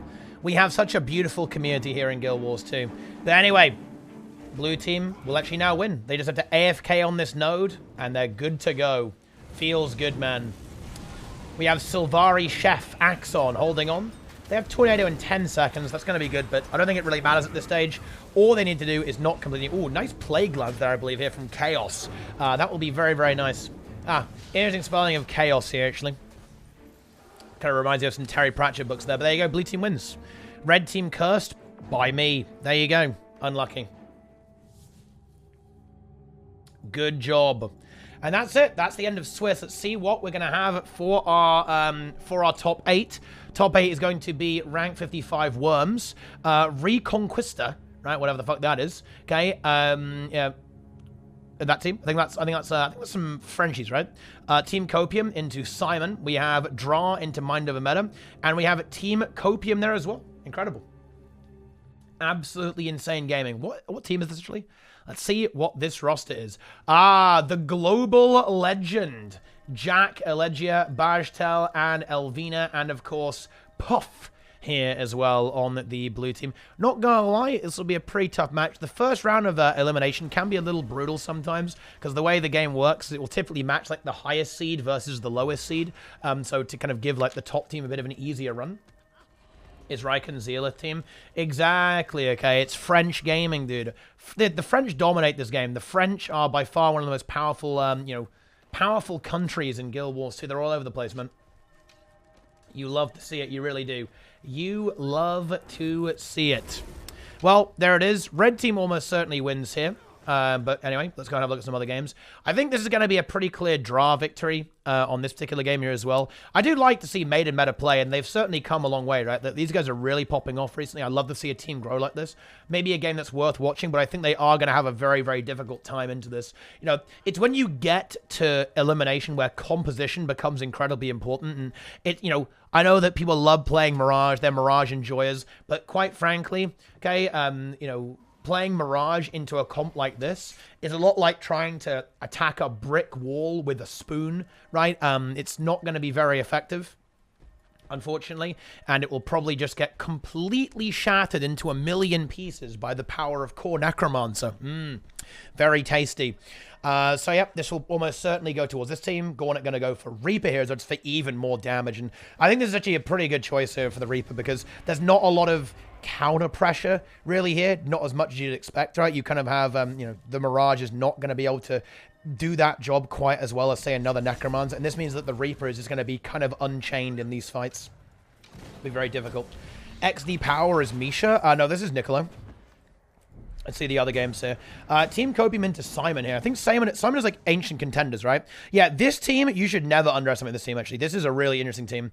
This is going to be Simon, Pakwax, Spaka, Nico Ni, and Ambra. Ambra will be on Lightning Rod. Yeah, me and you is going to be Burn Weaver. And then we have Spaka on Core Necromancer, Phantom V on a DPS Mirage, and then Simon on the Core Guard again. An unconventional comp that I think might get kind of metagamed here, to be honest, by by the blue team and just shut down pretty effectively. But these are actually kind of like real old school players. So they have a lot of experience, and experience goes a long way when it comes to Conquest, like understanding how to play the map and how to engage, how to disengage. I wouldn't say this is totally hopeless, but considering how strong the blue team is, I think this is, it's not going to go well, right? It's going to be very, very hard to win. Although not a bad map for it, right? They have the ability to rotate pretty quickly, but they don't have a thief either. And that means that poor old Packwax is going to get bullied very, very hard by Pain the entire game. And without that extra thief and more mobility, there's not much that can be done here, in my opinion, for the red team. They kind of have a double side noder, kind of, with Lightning Rod Weaver and the Burn Weaver too. Lightning Rod can kind of double as a bit of a team fighter and a duelist to an extent, but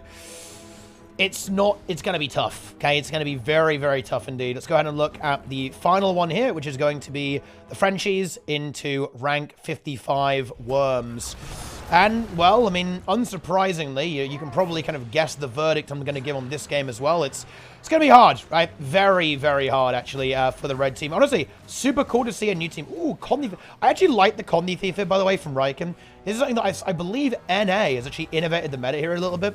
NA started playing Condy Thief again. This was particularly to try and shut down the Rev and the Hollow, because of course both of these builds are fairly vulnerable to a condition damage burst, and that's exactly what Condy Thief can bring to the table, right?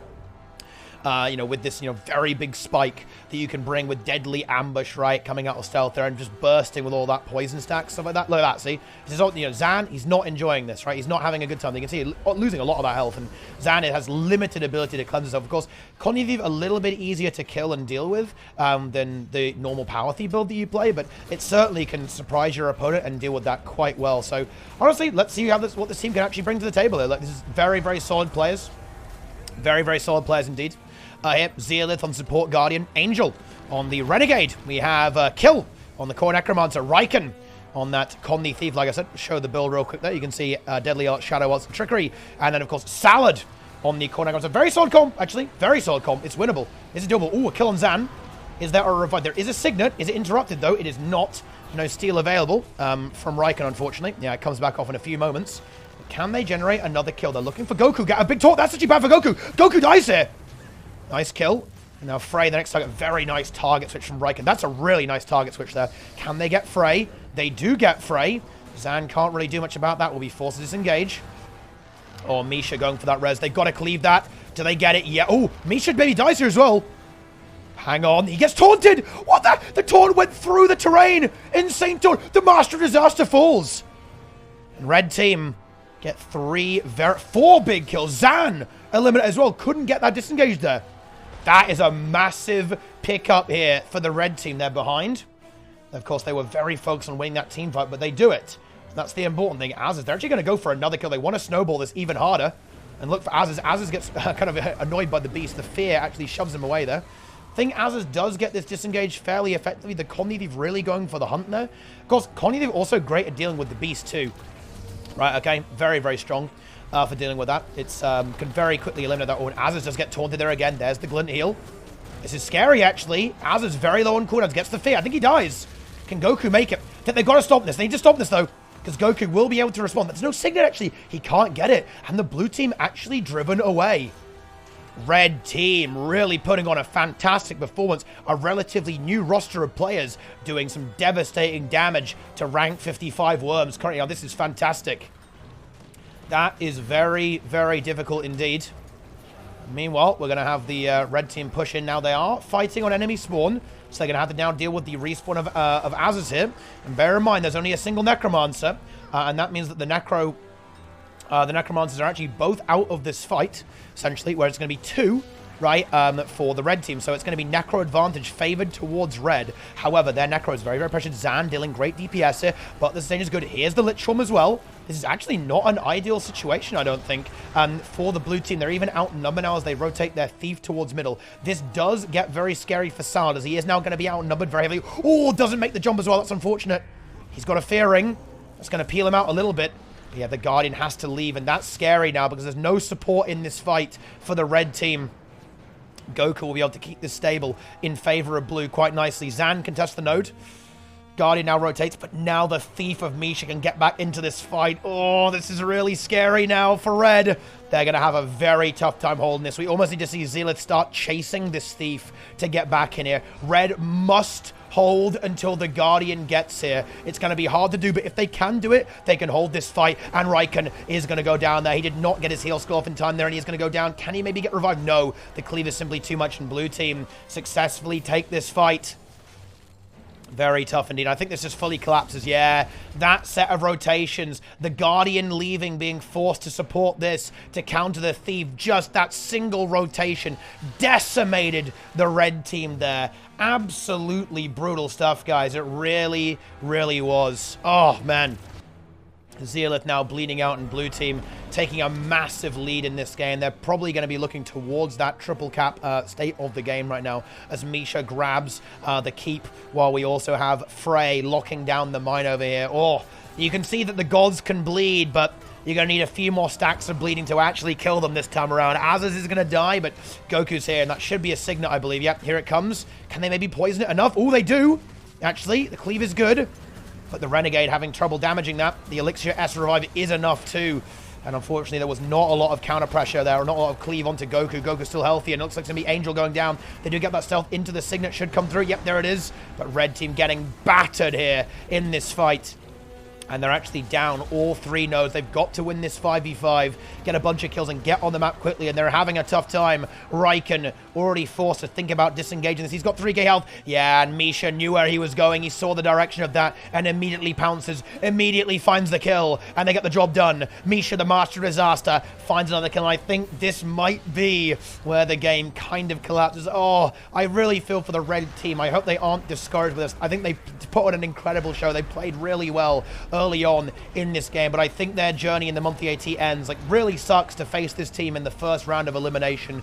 Really brutal there, but they're getting completely snowballed now. Zan on the warpath there with the grenades, combined with Frey, and of course Azaz just cleaning up everything. It's going to be a full ace for the red team. They actually called the GG. In fact, well, I mean, the game will kind of end there, but that's the GG called. /game end there is being called from Zan. Unfortunately, I can't do that. It is indeed. Okay, it is indeed monthly AT. That we'll try it just to be sure. Here we go. /game end doesn't work here. Imagine if that did work. That would be quite funny, but it doesn't. But yeah, that is going to be the end of the game. Very decisive, and that's how it can go. It can certainly go in that direction when you have a game of snowball as this. But red team, honestly, look, you got to watch out with this team.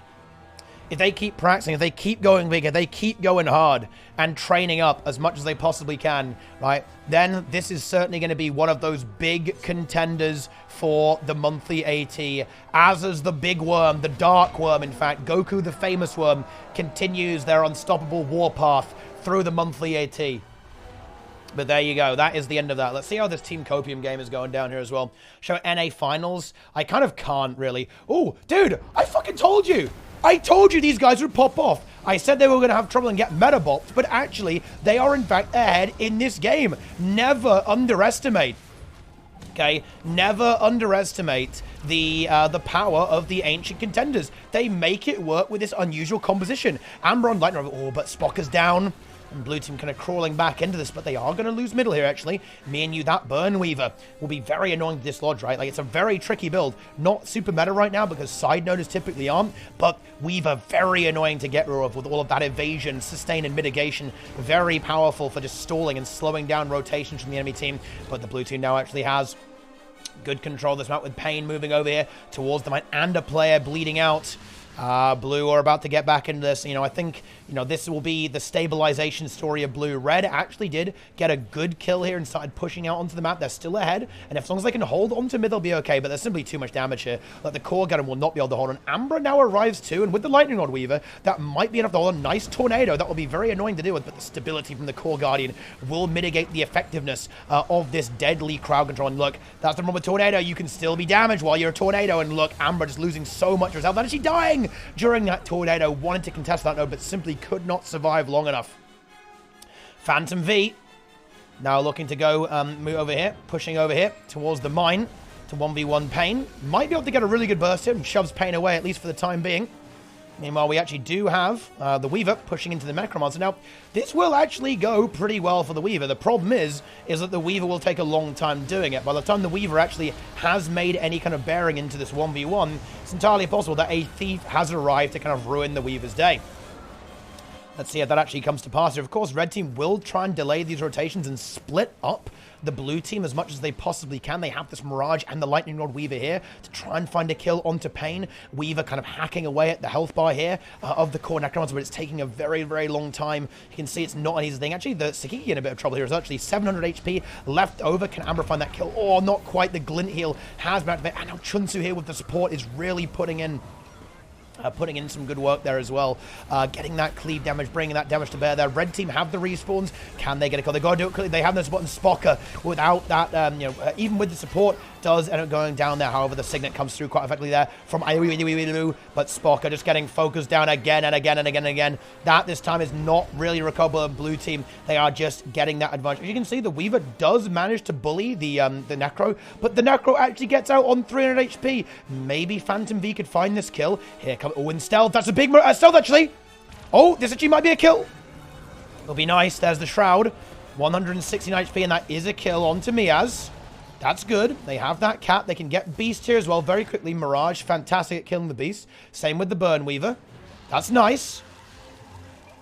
Not bad. And they're still stalling out here as well with their Weaver and their support. And that Magnetic Shield being used to great effect. It's a really cool thing about Conjures, of course, right? Is that other players can take them. So you can have your Guardian take this and use this not only for the invulnerability, but for the dash, for the block, for the CC. And you can see that really helped out for this core Guardian to survive. However, it's not over yet. Sakiki really wants back in. There's a few cooldowns coming back up, and Red Team actually managed to snag themselves a Beast, which is nice. Pain might get forced away by Phantom V, but he's going to feel good into this 1v1, I think, and trying to force that cap should be okay for the Thief. But now we do actually have Chunsu getting locked by Ambra. Ambra will be able to get the decoy there, and the core guard actually gets respawned there, gets revived by Spocker. This is actually not a done deal. Tornado being used to by Ambra.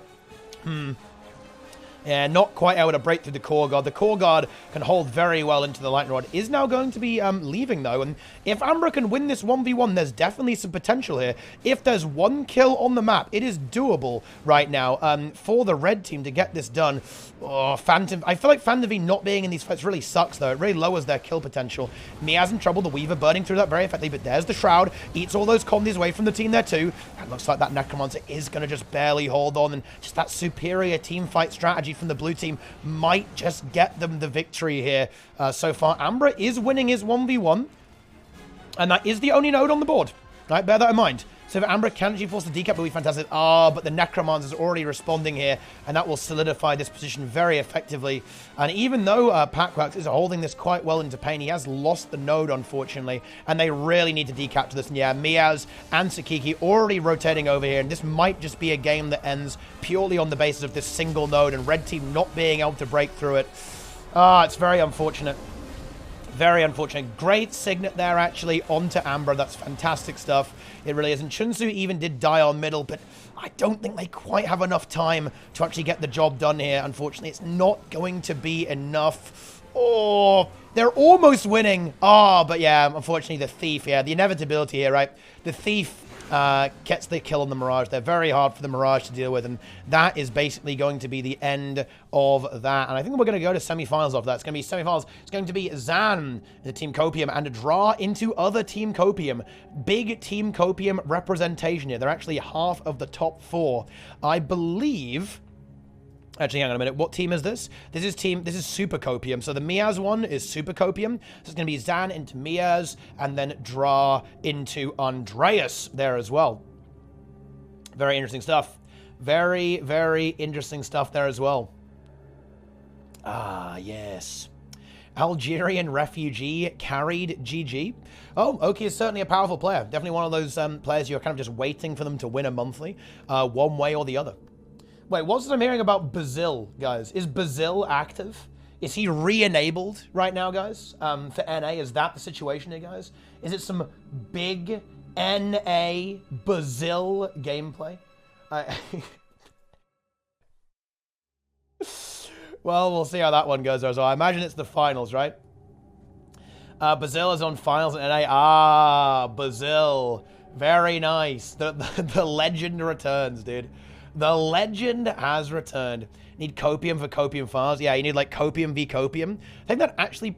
it'll be interesting, actually. I think these games are actually all a little bit up in the air. I certainly think that Zan is going to be favored into Team Copium here for sure. In Swiss, they actually won 500, 500 to 70, right? So it was a very strong favor towards this team here in the Swiss finals, the Zan team. But we have seen Team Copium play well, right? They are very solid when it comes down to these team fights, right? And, Draw, and again, like Andreas' team is also excellent. Deslos, thanks for the Prime. Appreciate it. Big Prime. Everyone sub, guys. Let's go. Subscribe or I ban you all from my tournaments. Boom. There you go. Like, that's how I'm going to, guys, you know how ArenaNet monetizes the game with build templates, right? And monetizes it with, like, microtransactions? This is how I microtransaction my events, guys. And it feels good. Brazil only in fans because I got DC and perma for a ping. Really fun. Yeah, that's not great. Yeah, that's very unfortunate, Benzo, for sure, man. It sucks when you have internet problems. Internet problems really suck whenever you're dealing with something like this, particularly in a best of one. It means you can't fix it. You don't have time to fix it, right? Because it all comes down to that single game towards the end, which is certainly very unfortunate. Rank 55 didn't play today. Oh, yeah, they are playing. They're playing their Team Zan here. This is Rank 55 Worms, right?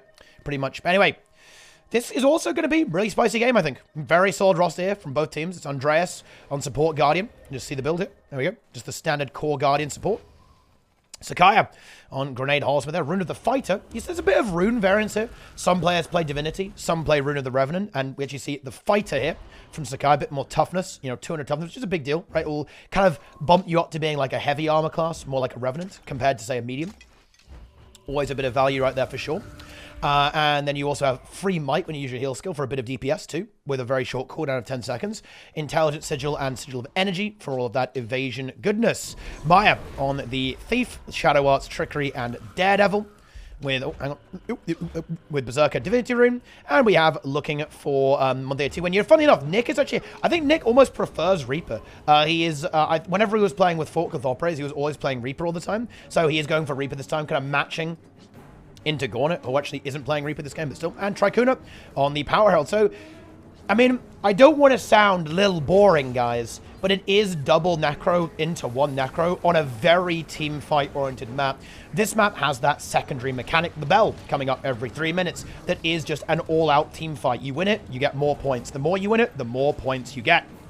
Okay, and this does tend to favor the double Necro because they are just so strong in those team fight environments. However, we have seen Red Team play very well, and they're powerful players in their own right. And, having a Holo, not the worst thing in the world. Of course, it's what Zan is playing instead of the second Necromancer for rank 55, and they have certainly proven themselves capable of winning these team fights with a Holo. And Supply Crate, grenades, nothing to be sniffed at there for sure. So let's see how this actually plays out there. But yeah, we already see Tricuna going down, that double Necro pressure being powerful, and the interrupt there on the Signet is deadly. Andres not able to get that res. He's going to have to try and go for it again, but I don't think it's going to come through. No, the cleave is good, and already the blue team getting a fairly decisive team fight victory. They want to go to the finals. They want to get a cleanup here. And bear in mind, the bell, because of how slow these fights tend to go and how carefully each team plays, the bell is actually probably going to be up about after this first team fight actually ends.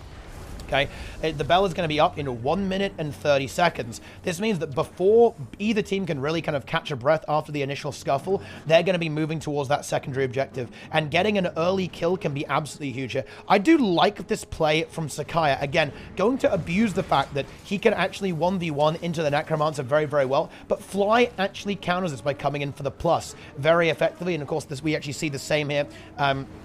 From Maya trying to match that as much as he can, but actually she will end up being eliminated, and potentially Sakaya as well. This is not a very good start whatsoever. The strategy here from Red is kind of just getting deflected very effectively by the blue team. They've tried a few things directly, team fighting, going for that far push, but it doesn't really appear to be working super effectively, unfortunately. Sakaya goes down. Yeah, and that's a really nice Well of Corruption there too, breaking out that stability, removing those boons, making it very hard for Andres to actually go for that revival, and that's a very nice little tech choice there. Saving that Well of Corruption for when there is a down state can be really, really potent. It's just so much pressure and so much defensive, defensive interruption you can bring to the table that it really secures these kills. And here comes the bell in 20 seconds, guys. This is not looking good. This is rough. Very, very rough indeed. It really is. for the red team. They just aren't able to win these fights. And if they lose Tricuna Andreas here, that's kind of the death rattle here for this team, I think, unfortunately. Because if they die now, they're going to have to concede the first bell in 5 seconds. And that will just be such a snowball advantage that will be borderline insurmountable. Great steal there as well from Fly. He was waiting for it, saving that steal, guaranteeing the interrupt onto the revive there. Because Steel, guys, it's got a bit of an interesting thing here. You take a trait called Bountiful Theft on Thief here, and it actually removes boons. But interesting enough, it always removes stability. And with the trait Sleight of Hand, it has this fantastically well-designed interaction that will interrupt you through stability no matter what. So that means even if you have stability, Bountiful Theft combined with Sleight of Hand will always interrupt you, denying that revival. But this is basically the end of this game. This is over. Blue team is going to the finals of the monthly AT.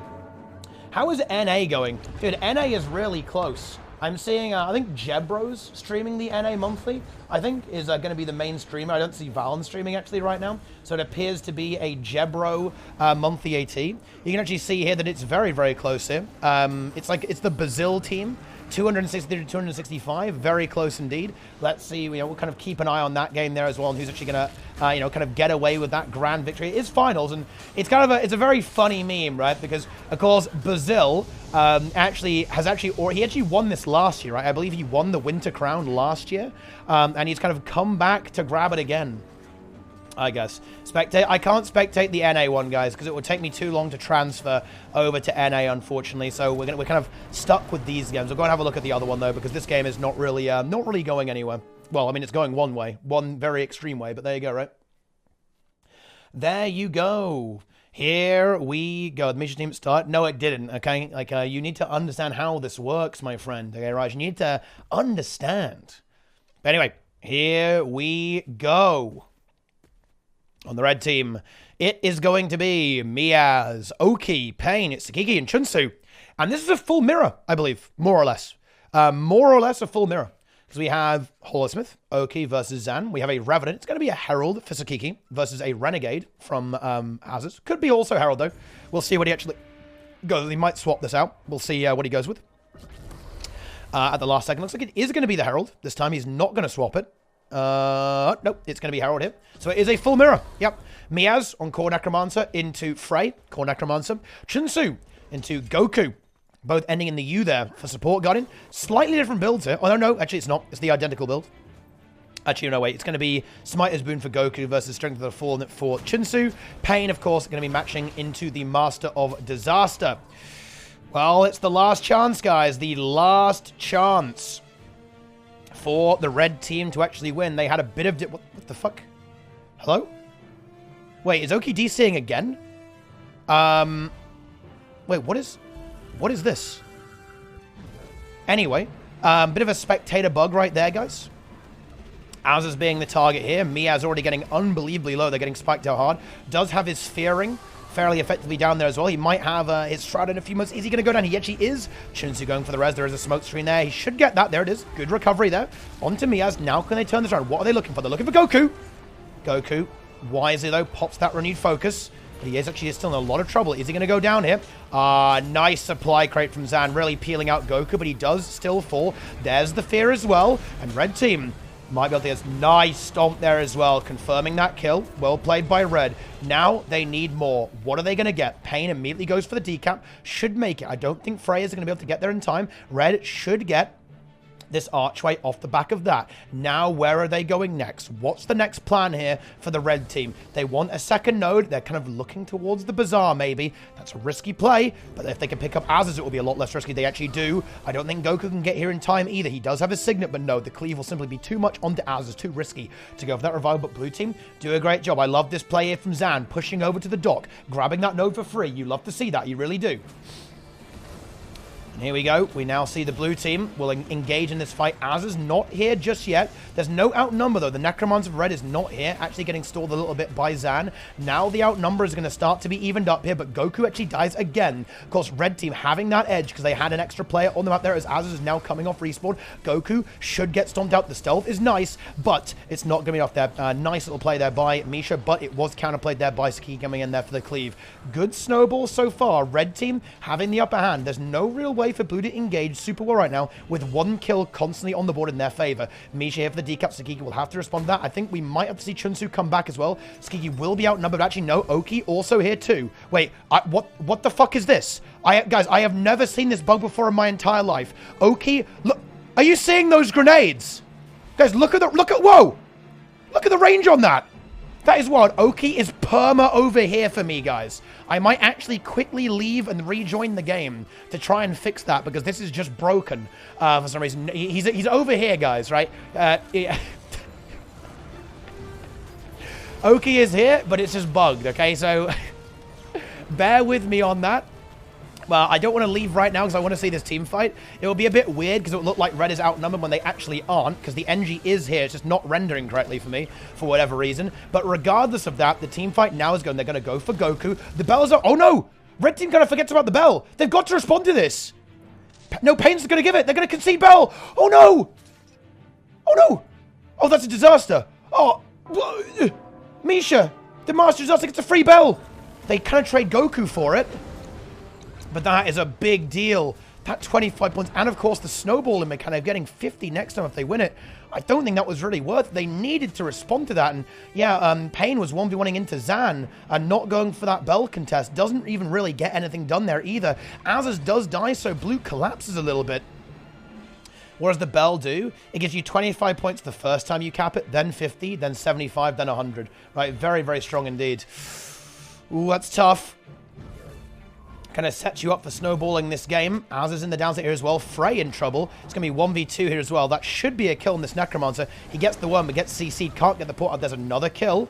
Red team doing a really good job here. They're popping off in these team fights, getting these kills. But they've got to get some map control. They need a bit of control on the map. Oki is here with Chun. I'm gonna very quickly, guys, quickly leave. I'm gonna go spectate another game, then come back because we want to see if we can get Oki to actually render correctly. Because otherwise, it's going to be very confusing. We're going to be missing a player on the board. Let's get back in there and see if we can actually fix this. Can we fix this game? Yeah, very long-range grenades. Let's see if it's fixed or if it's just completely broken. Okay, great. Yeah, we actually have Oki now rendering. And that, oh, wow. We joined the game for a triple cap in favor of the red team. However, Sakiki getting busted very, very hard. There is a star 5 available and the glint heal. I believe he's actually on Shearer right now. That's the red buff, but does have glint available. There it is. And red team getting ahead. Oh, they find Azaz! Goku's Signet. Steal. Not available. Azaz brought back up. Azaz does have his glint heal there, and now they're going to change it to Goku. They want Goku. Does he have it? He does not have it. He's got it in 2 seconds. He might just be able to hold on. Yep, there's the renewed focus. But red team, they are just completely insatiable. They are hungry. They want these kills. And no Necromancer in the team. Run out Frey off point currently. That's how it is. There we go. Red team actually not able quite to seal the deal. Not feeling comfortable to extend into that fight. They play it a little bit safe. They back it off. Play for the 2-cap. Thief 1v1 going on over here. Misha, the Master Disaster, into Pain. Next bell coming up now. Here we go. Let's see. This team fight is incredibly important because whoever wins this fight will almost certainly get that bell. Azaz burning his cooldowns. Sakiki, though, in a very bad spot. Does have some energy and some evasion left over. There's the glint heal again. Good resustain. Massive clusterfuck of a team fight. Looks like Zan might be the one under pressure very, very shortly.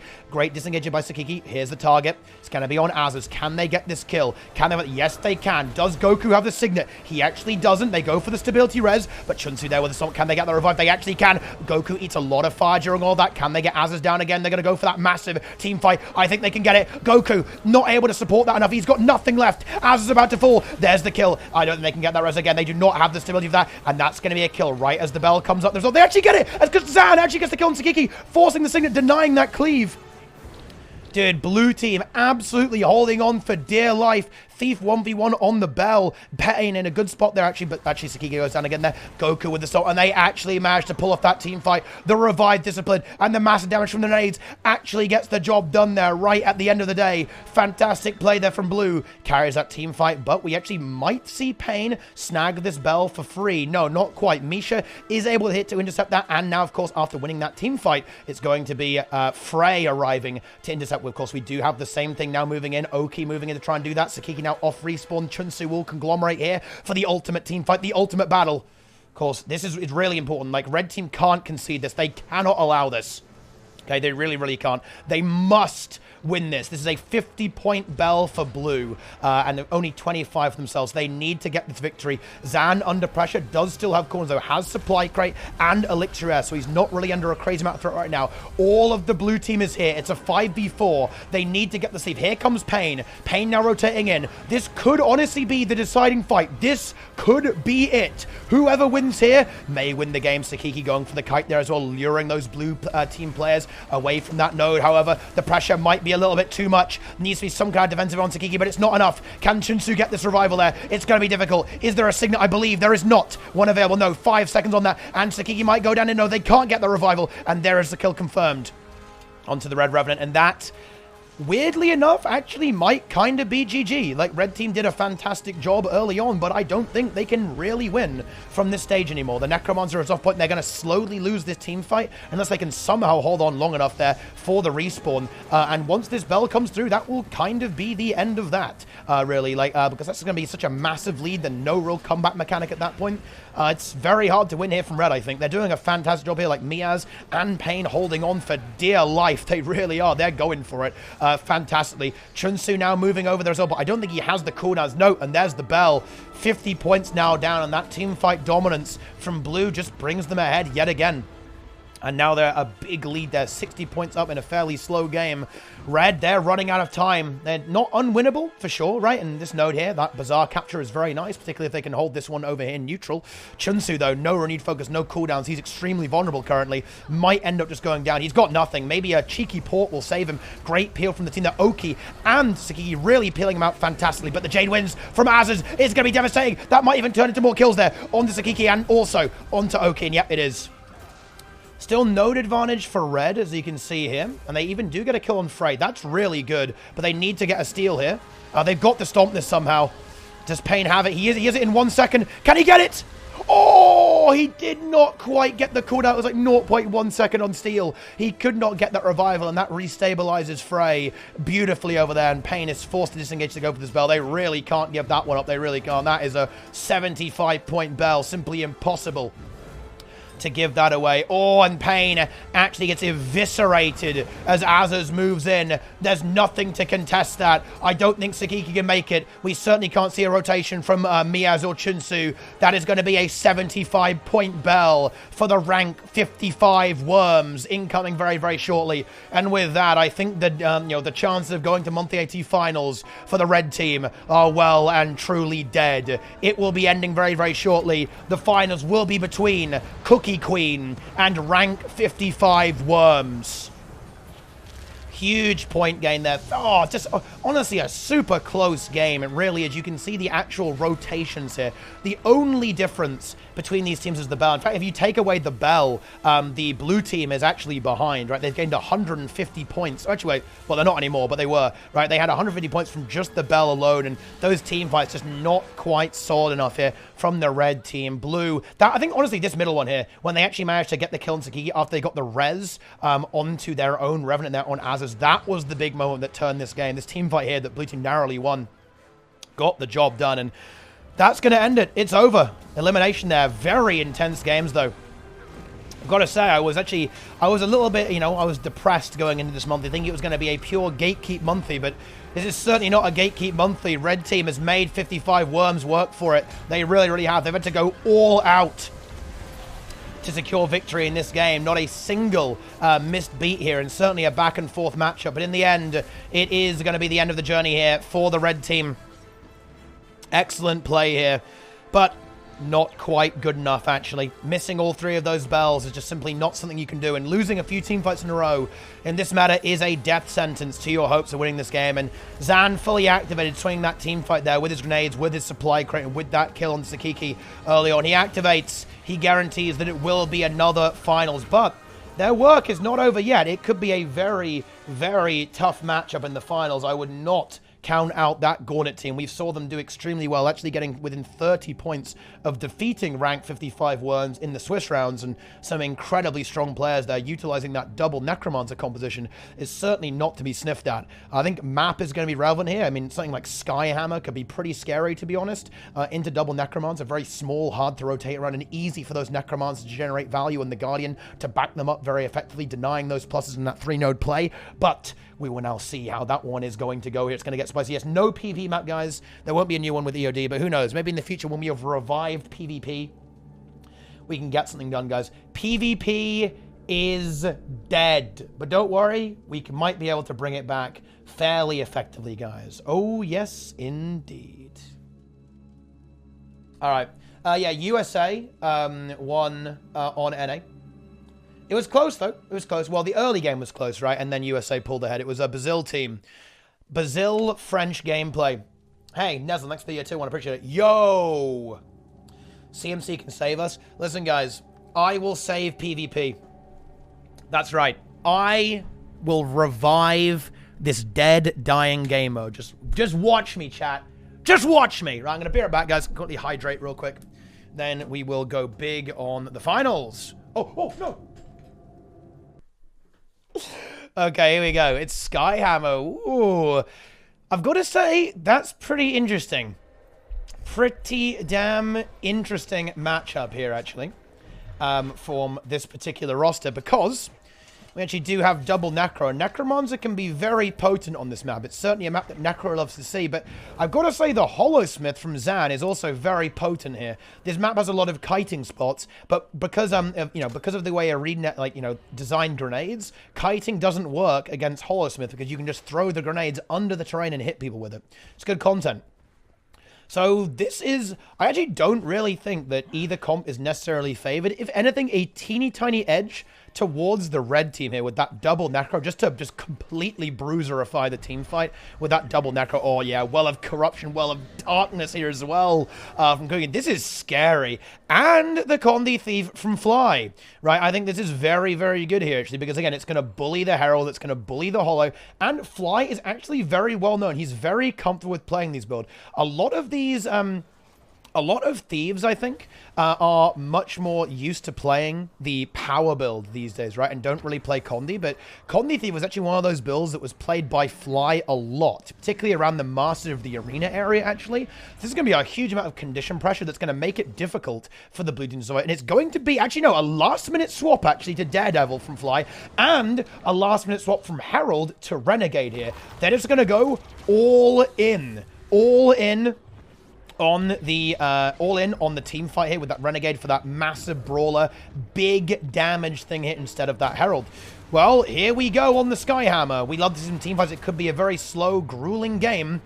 Let's see what's going to happen here. Is it going to be the 2 Necro victory or the 1? This actually would be a brand new monthly AT winner, bear that in mind, guys. I do not believe that Cookie Queen has won a monthly AT before, so this would be a fresh winner, whereas all of these players here have actually won previously on the blue team. And already Az is being that target, you know, it's not a good time to be a Renegade. We're going to see the same thing here towards Dra, I think. The big focus will be on Az's, the Renegade, and the Herald from Dra. You can already see he's being burning through his defensive and needs some peel out there from the team. Gauntlet, happy to oblige. We actually see a Necro push 1v1 from Frey into Guggen, and that does actually leave this node open. So Frey must be very comfortable that he's able to win this 1v1, or at least do well enough in it that a quick plus from Misha will get that kill. But to be honest, this is going to take a long time.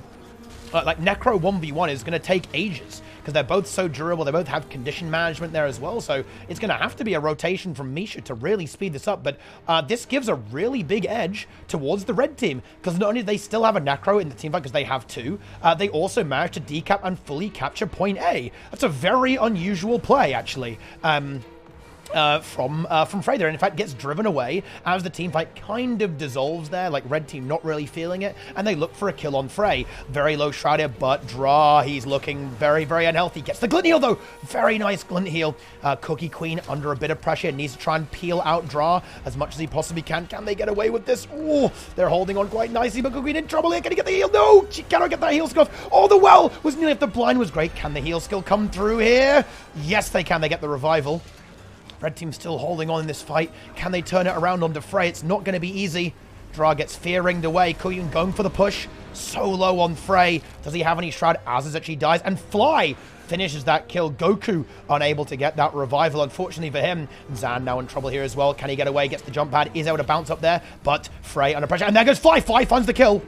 Elixir S hold from Zan, but the signet was interrupted. But it does come through with that Elixir S. Something that we always see Zan go for. It's almost like a Zan trademark, actually. He really goes for those Elixir S revives immediately.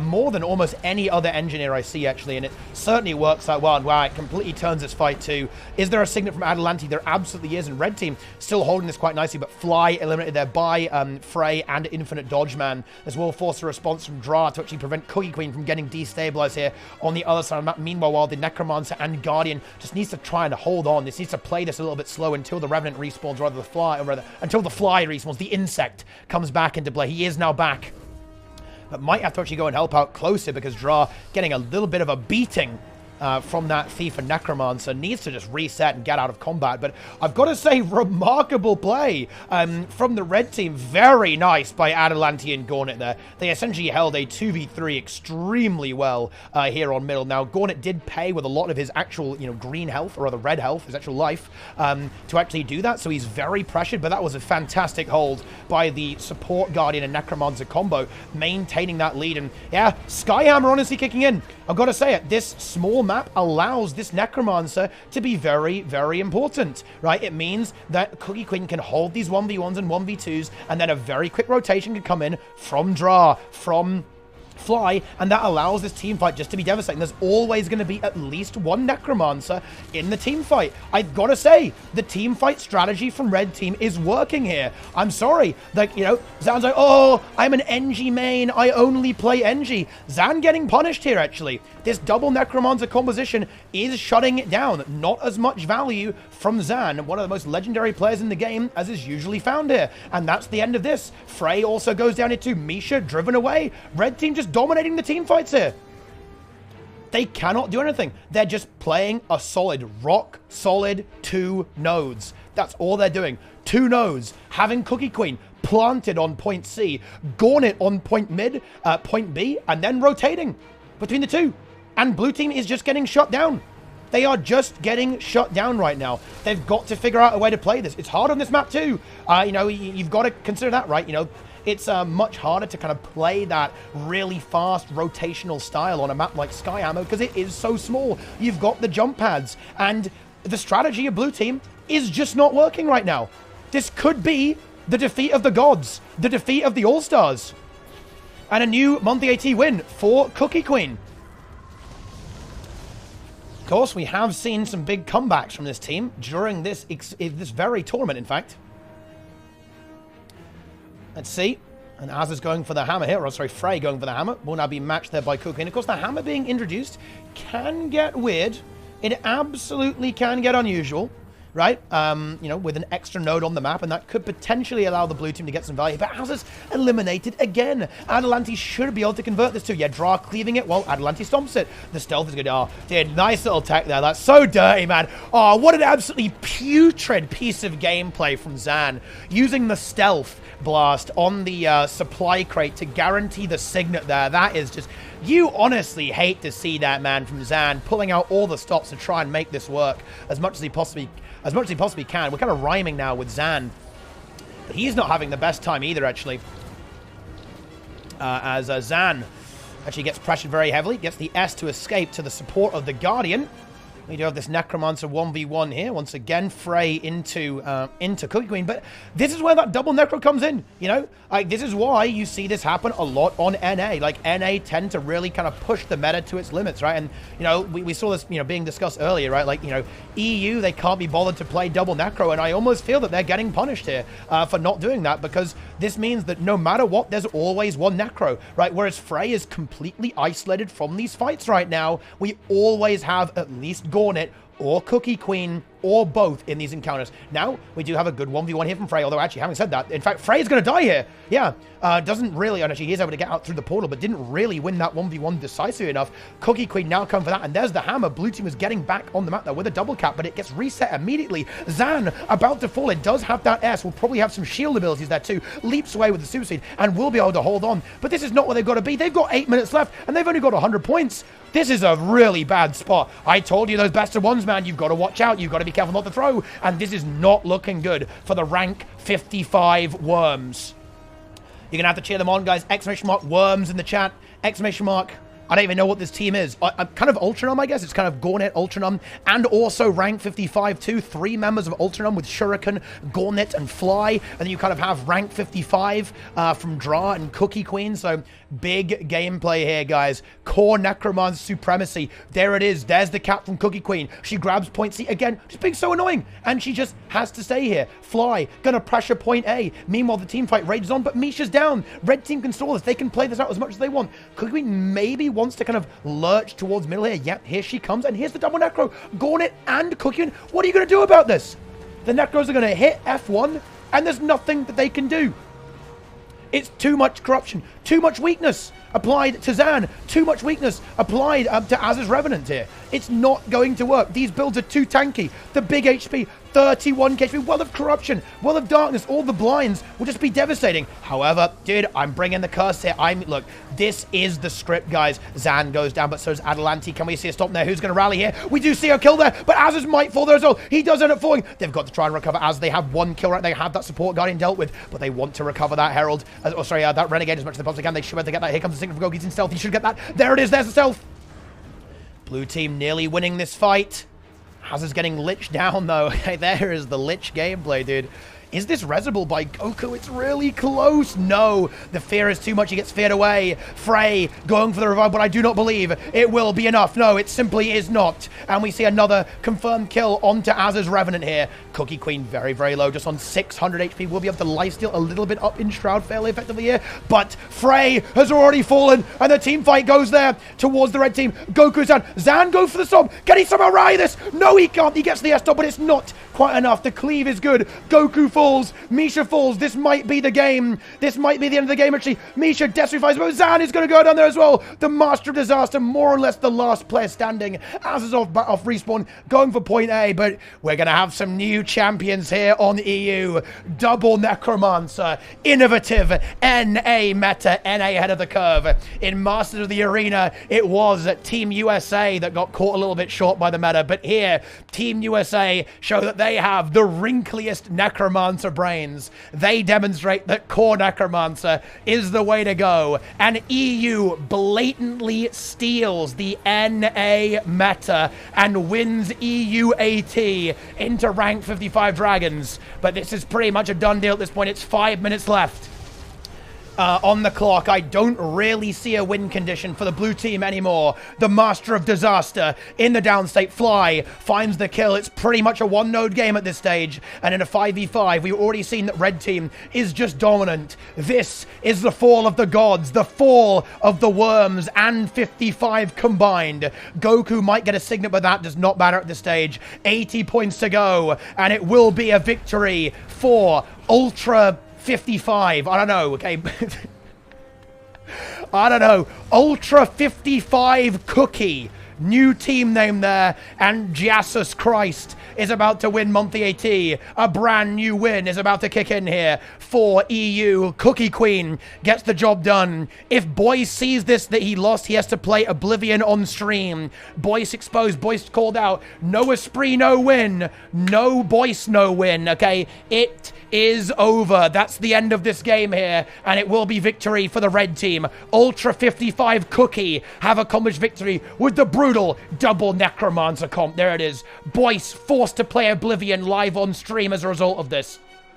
And that is going to be the end of that. Huge win, huge monthly AT gaming here. That is going to be GG well played Fly losing to Misha 1v1 though. Fly exposed.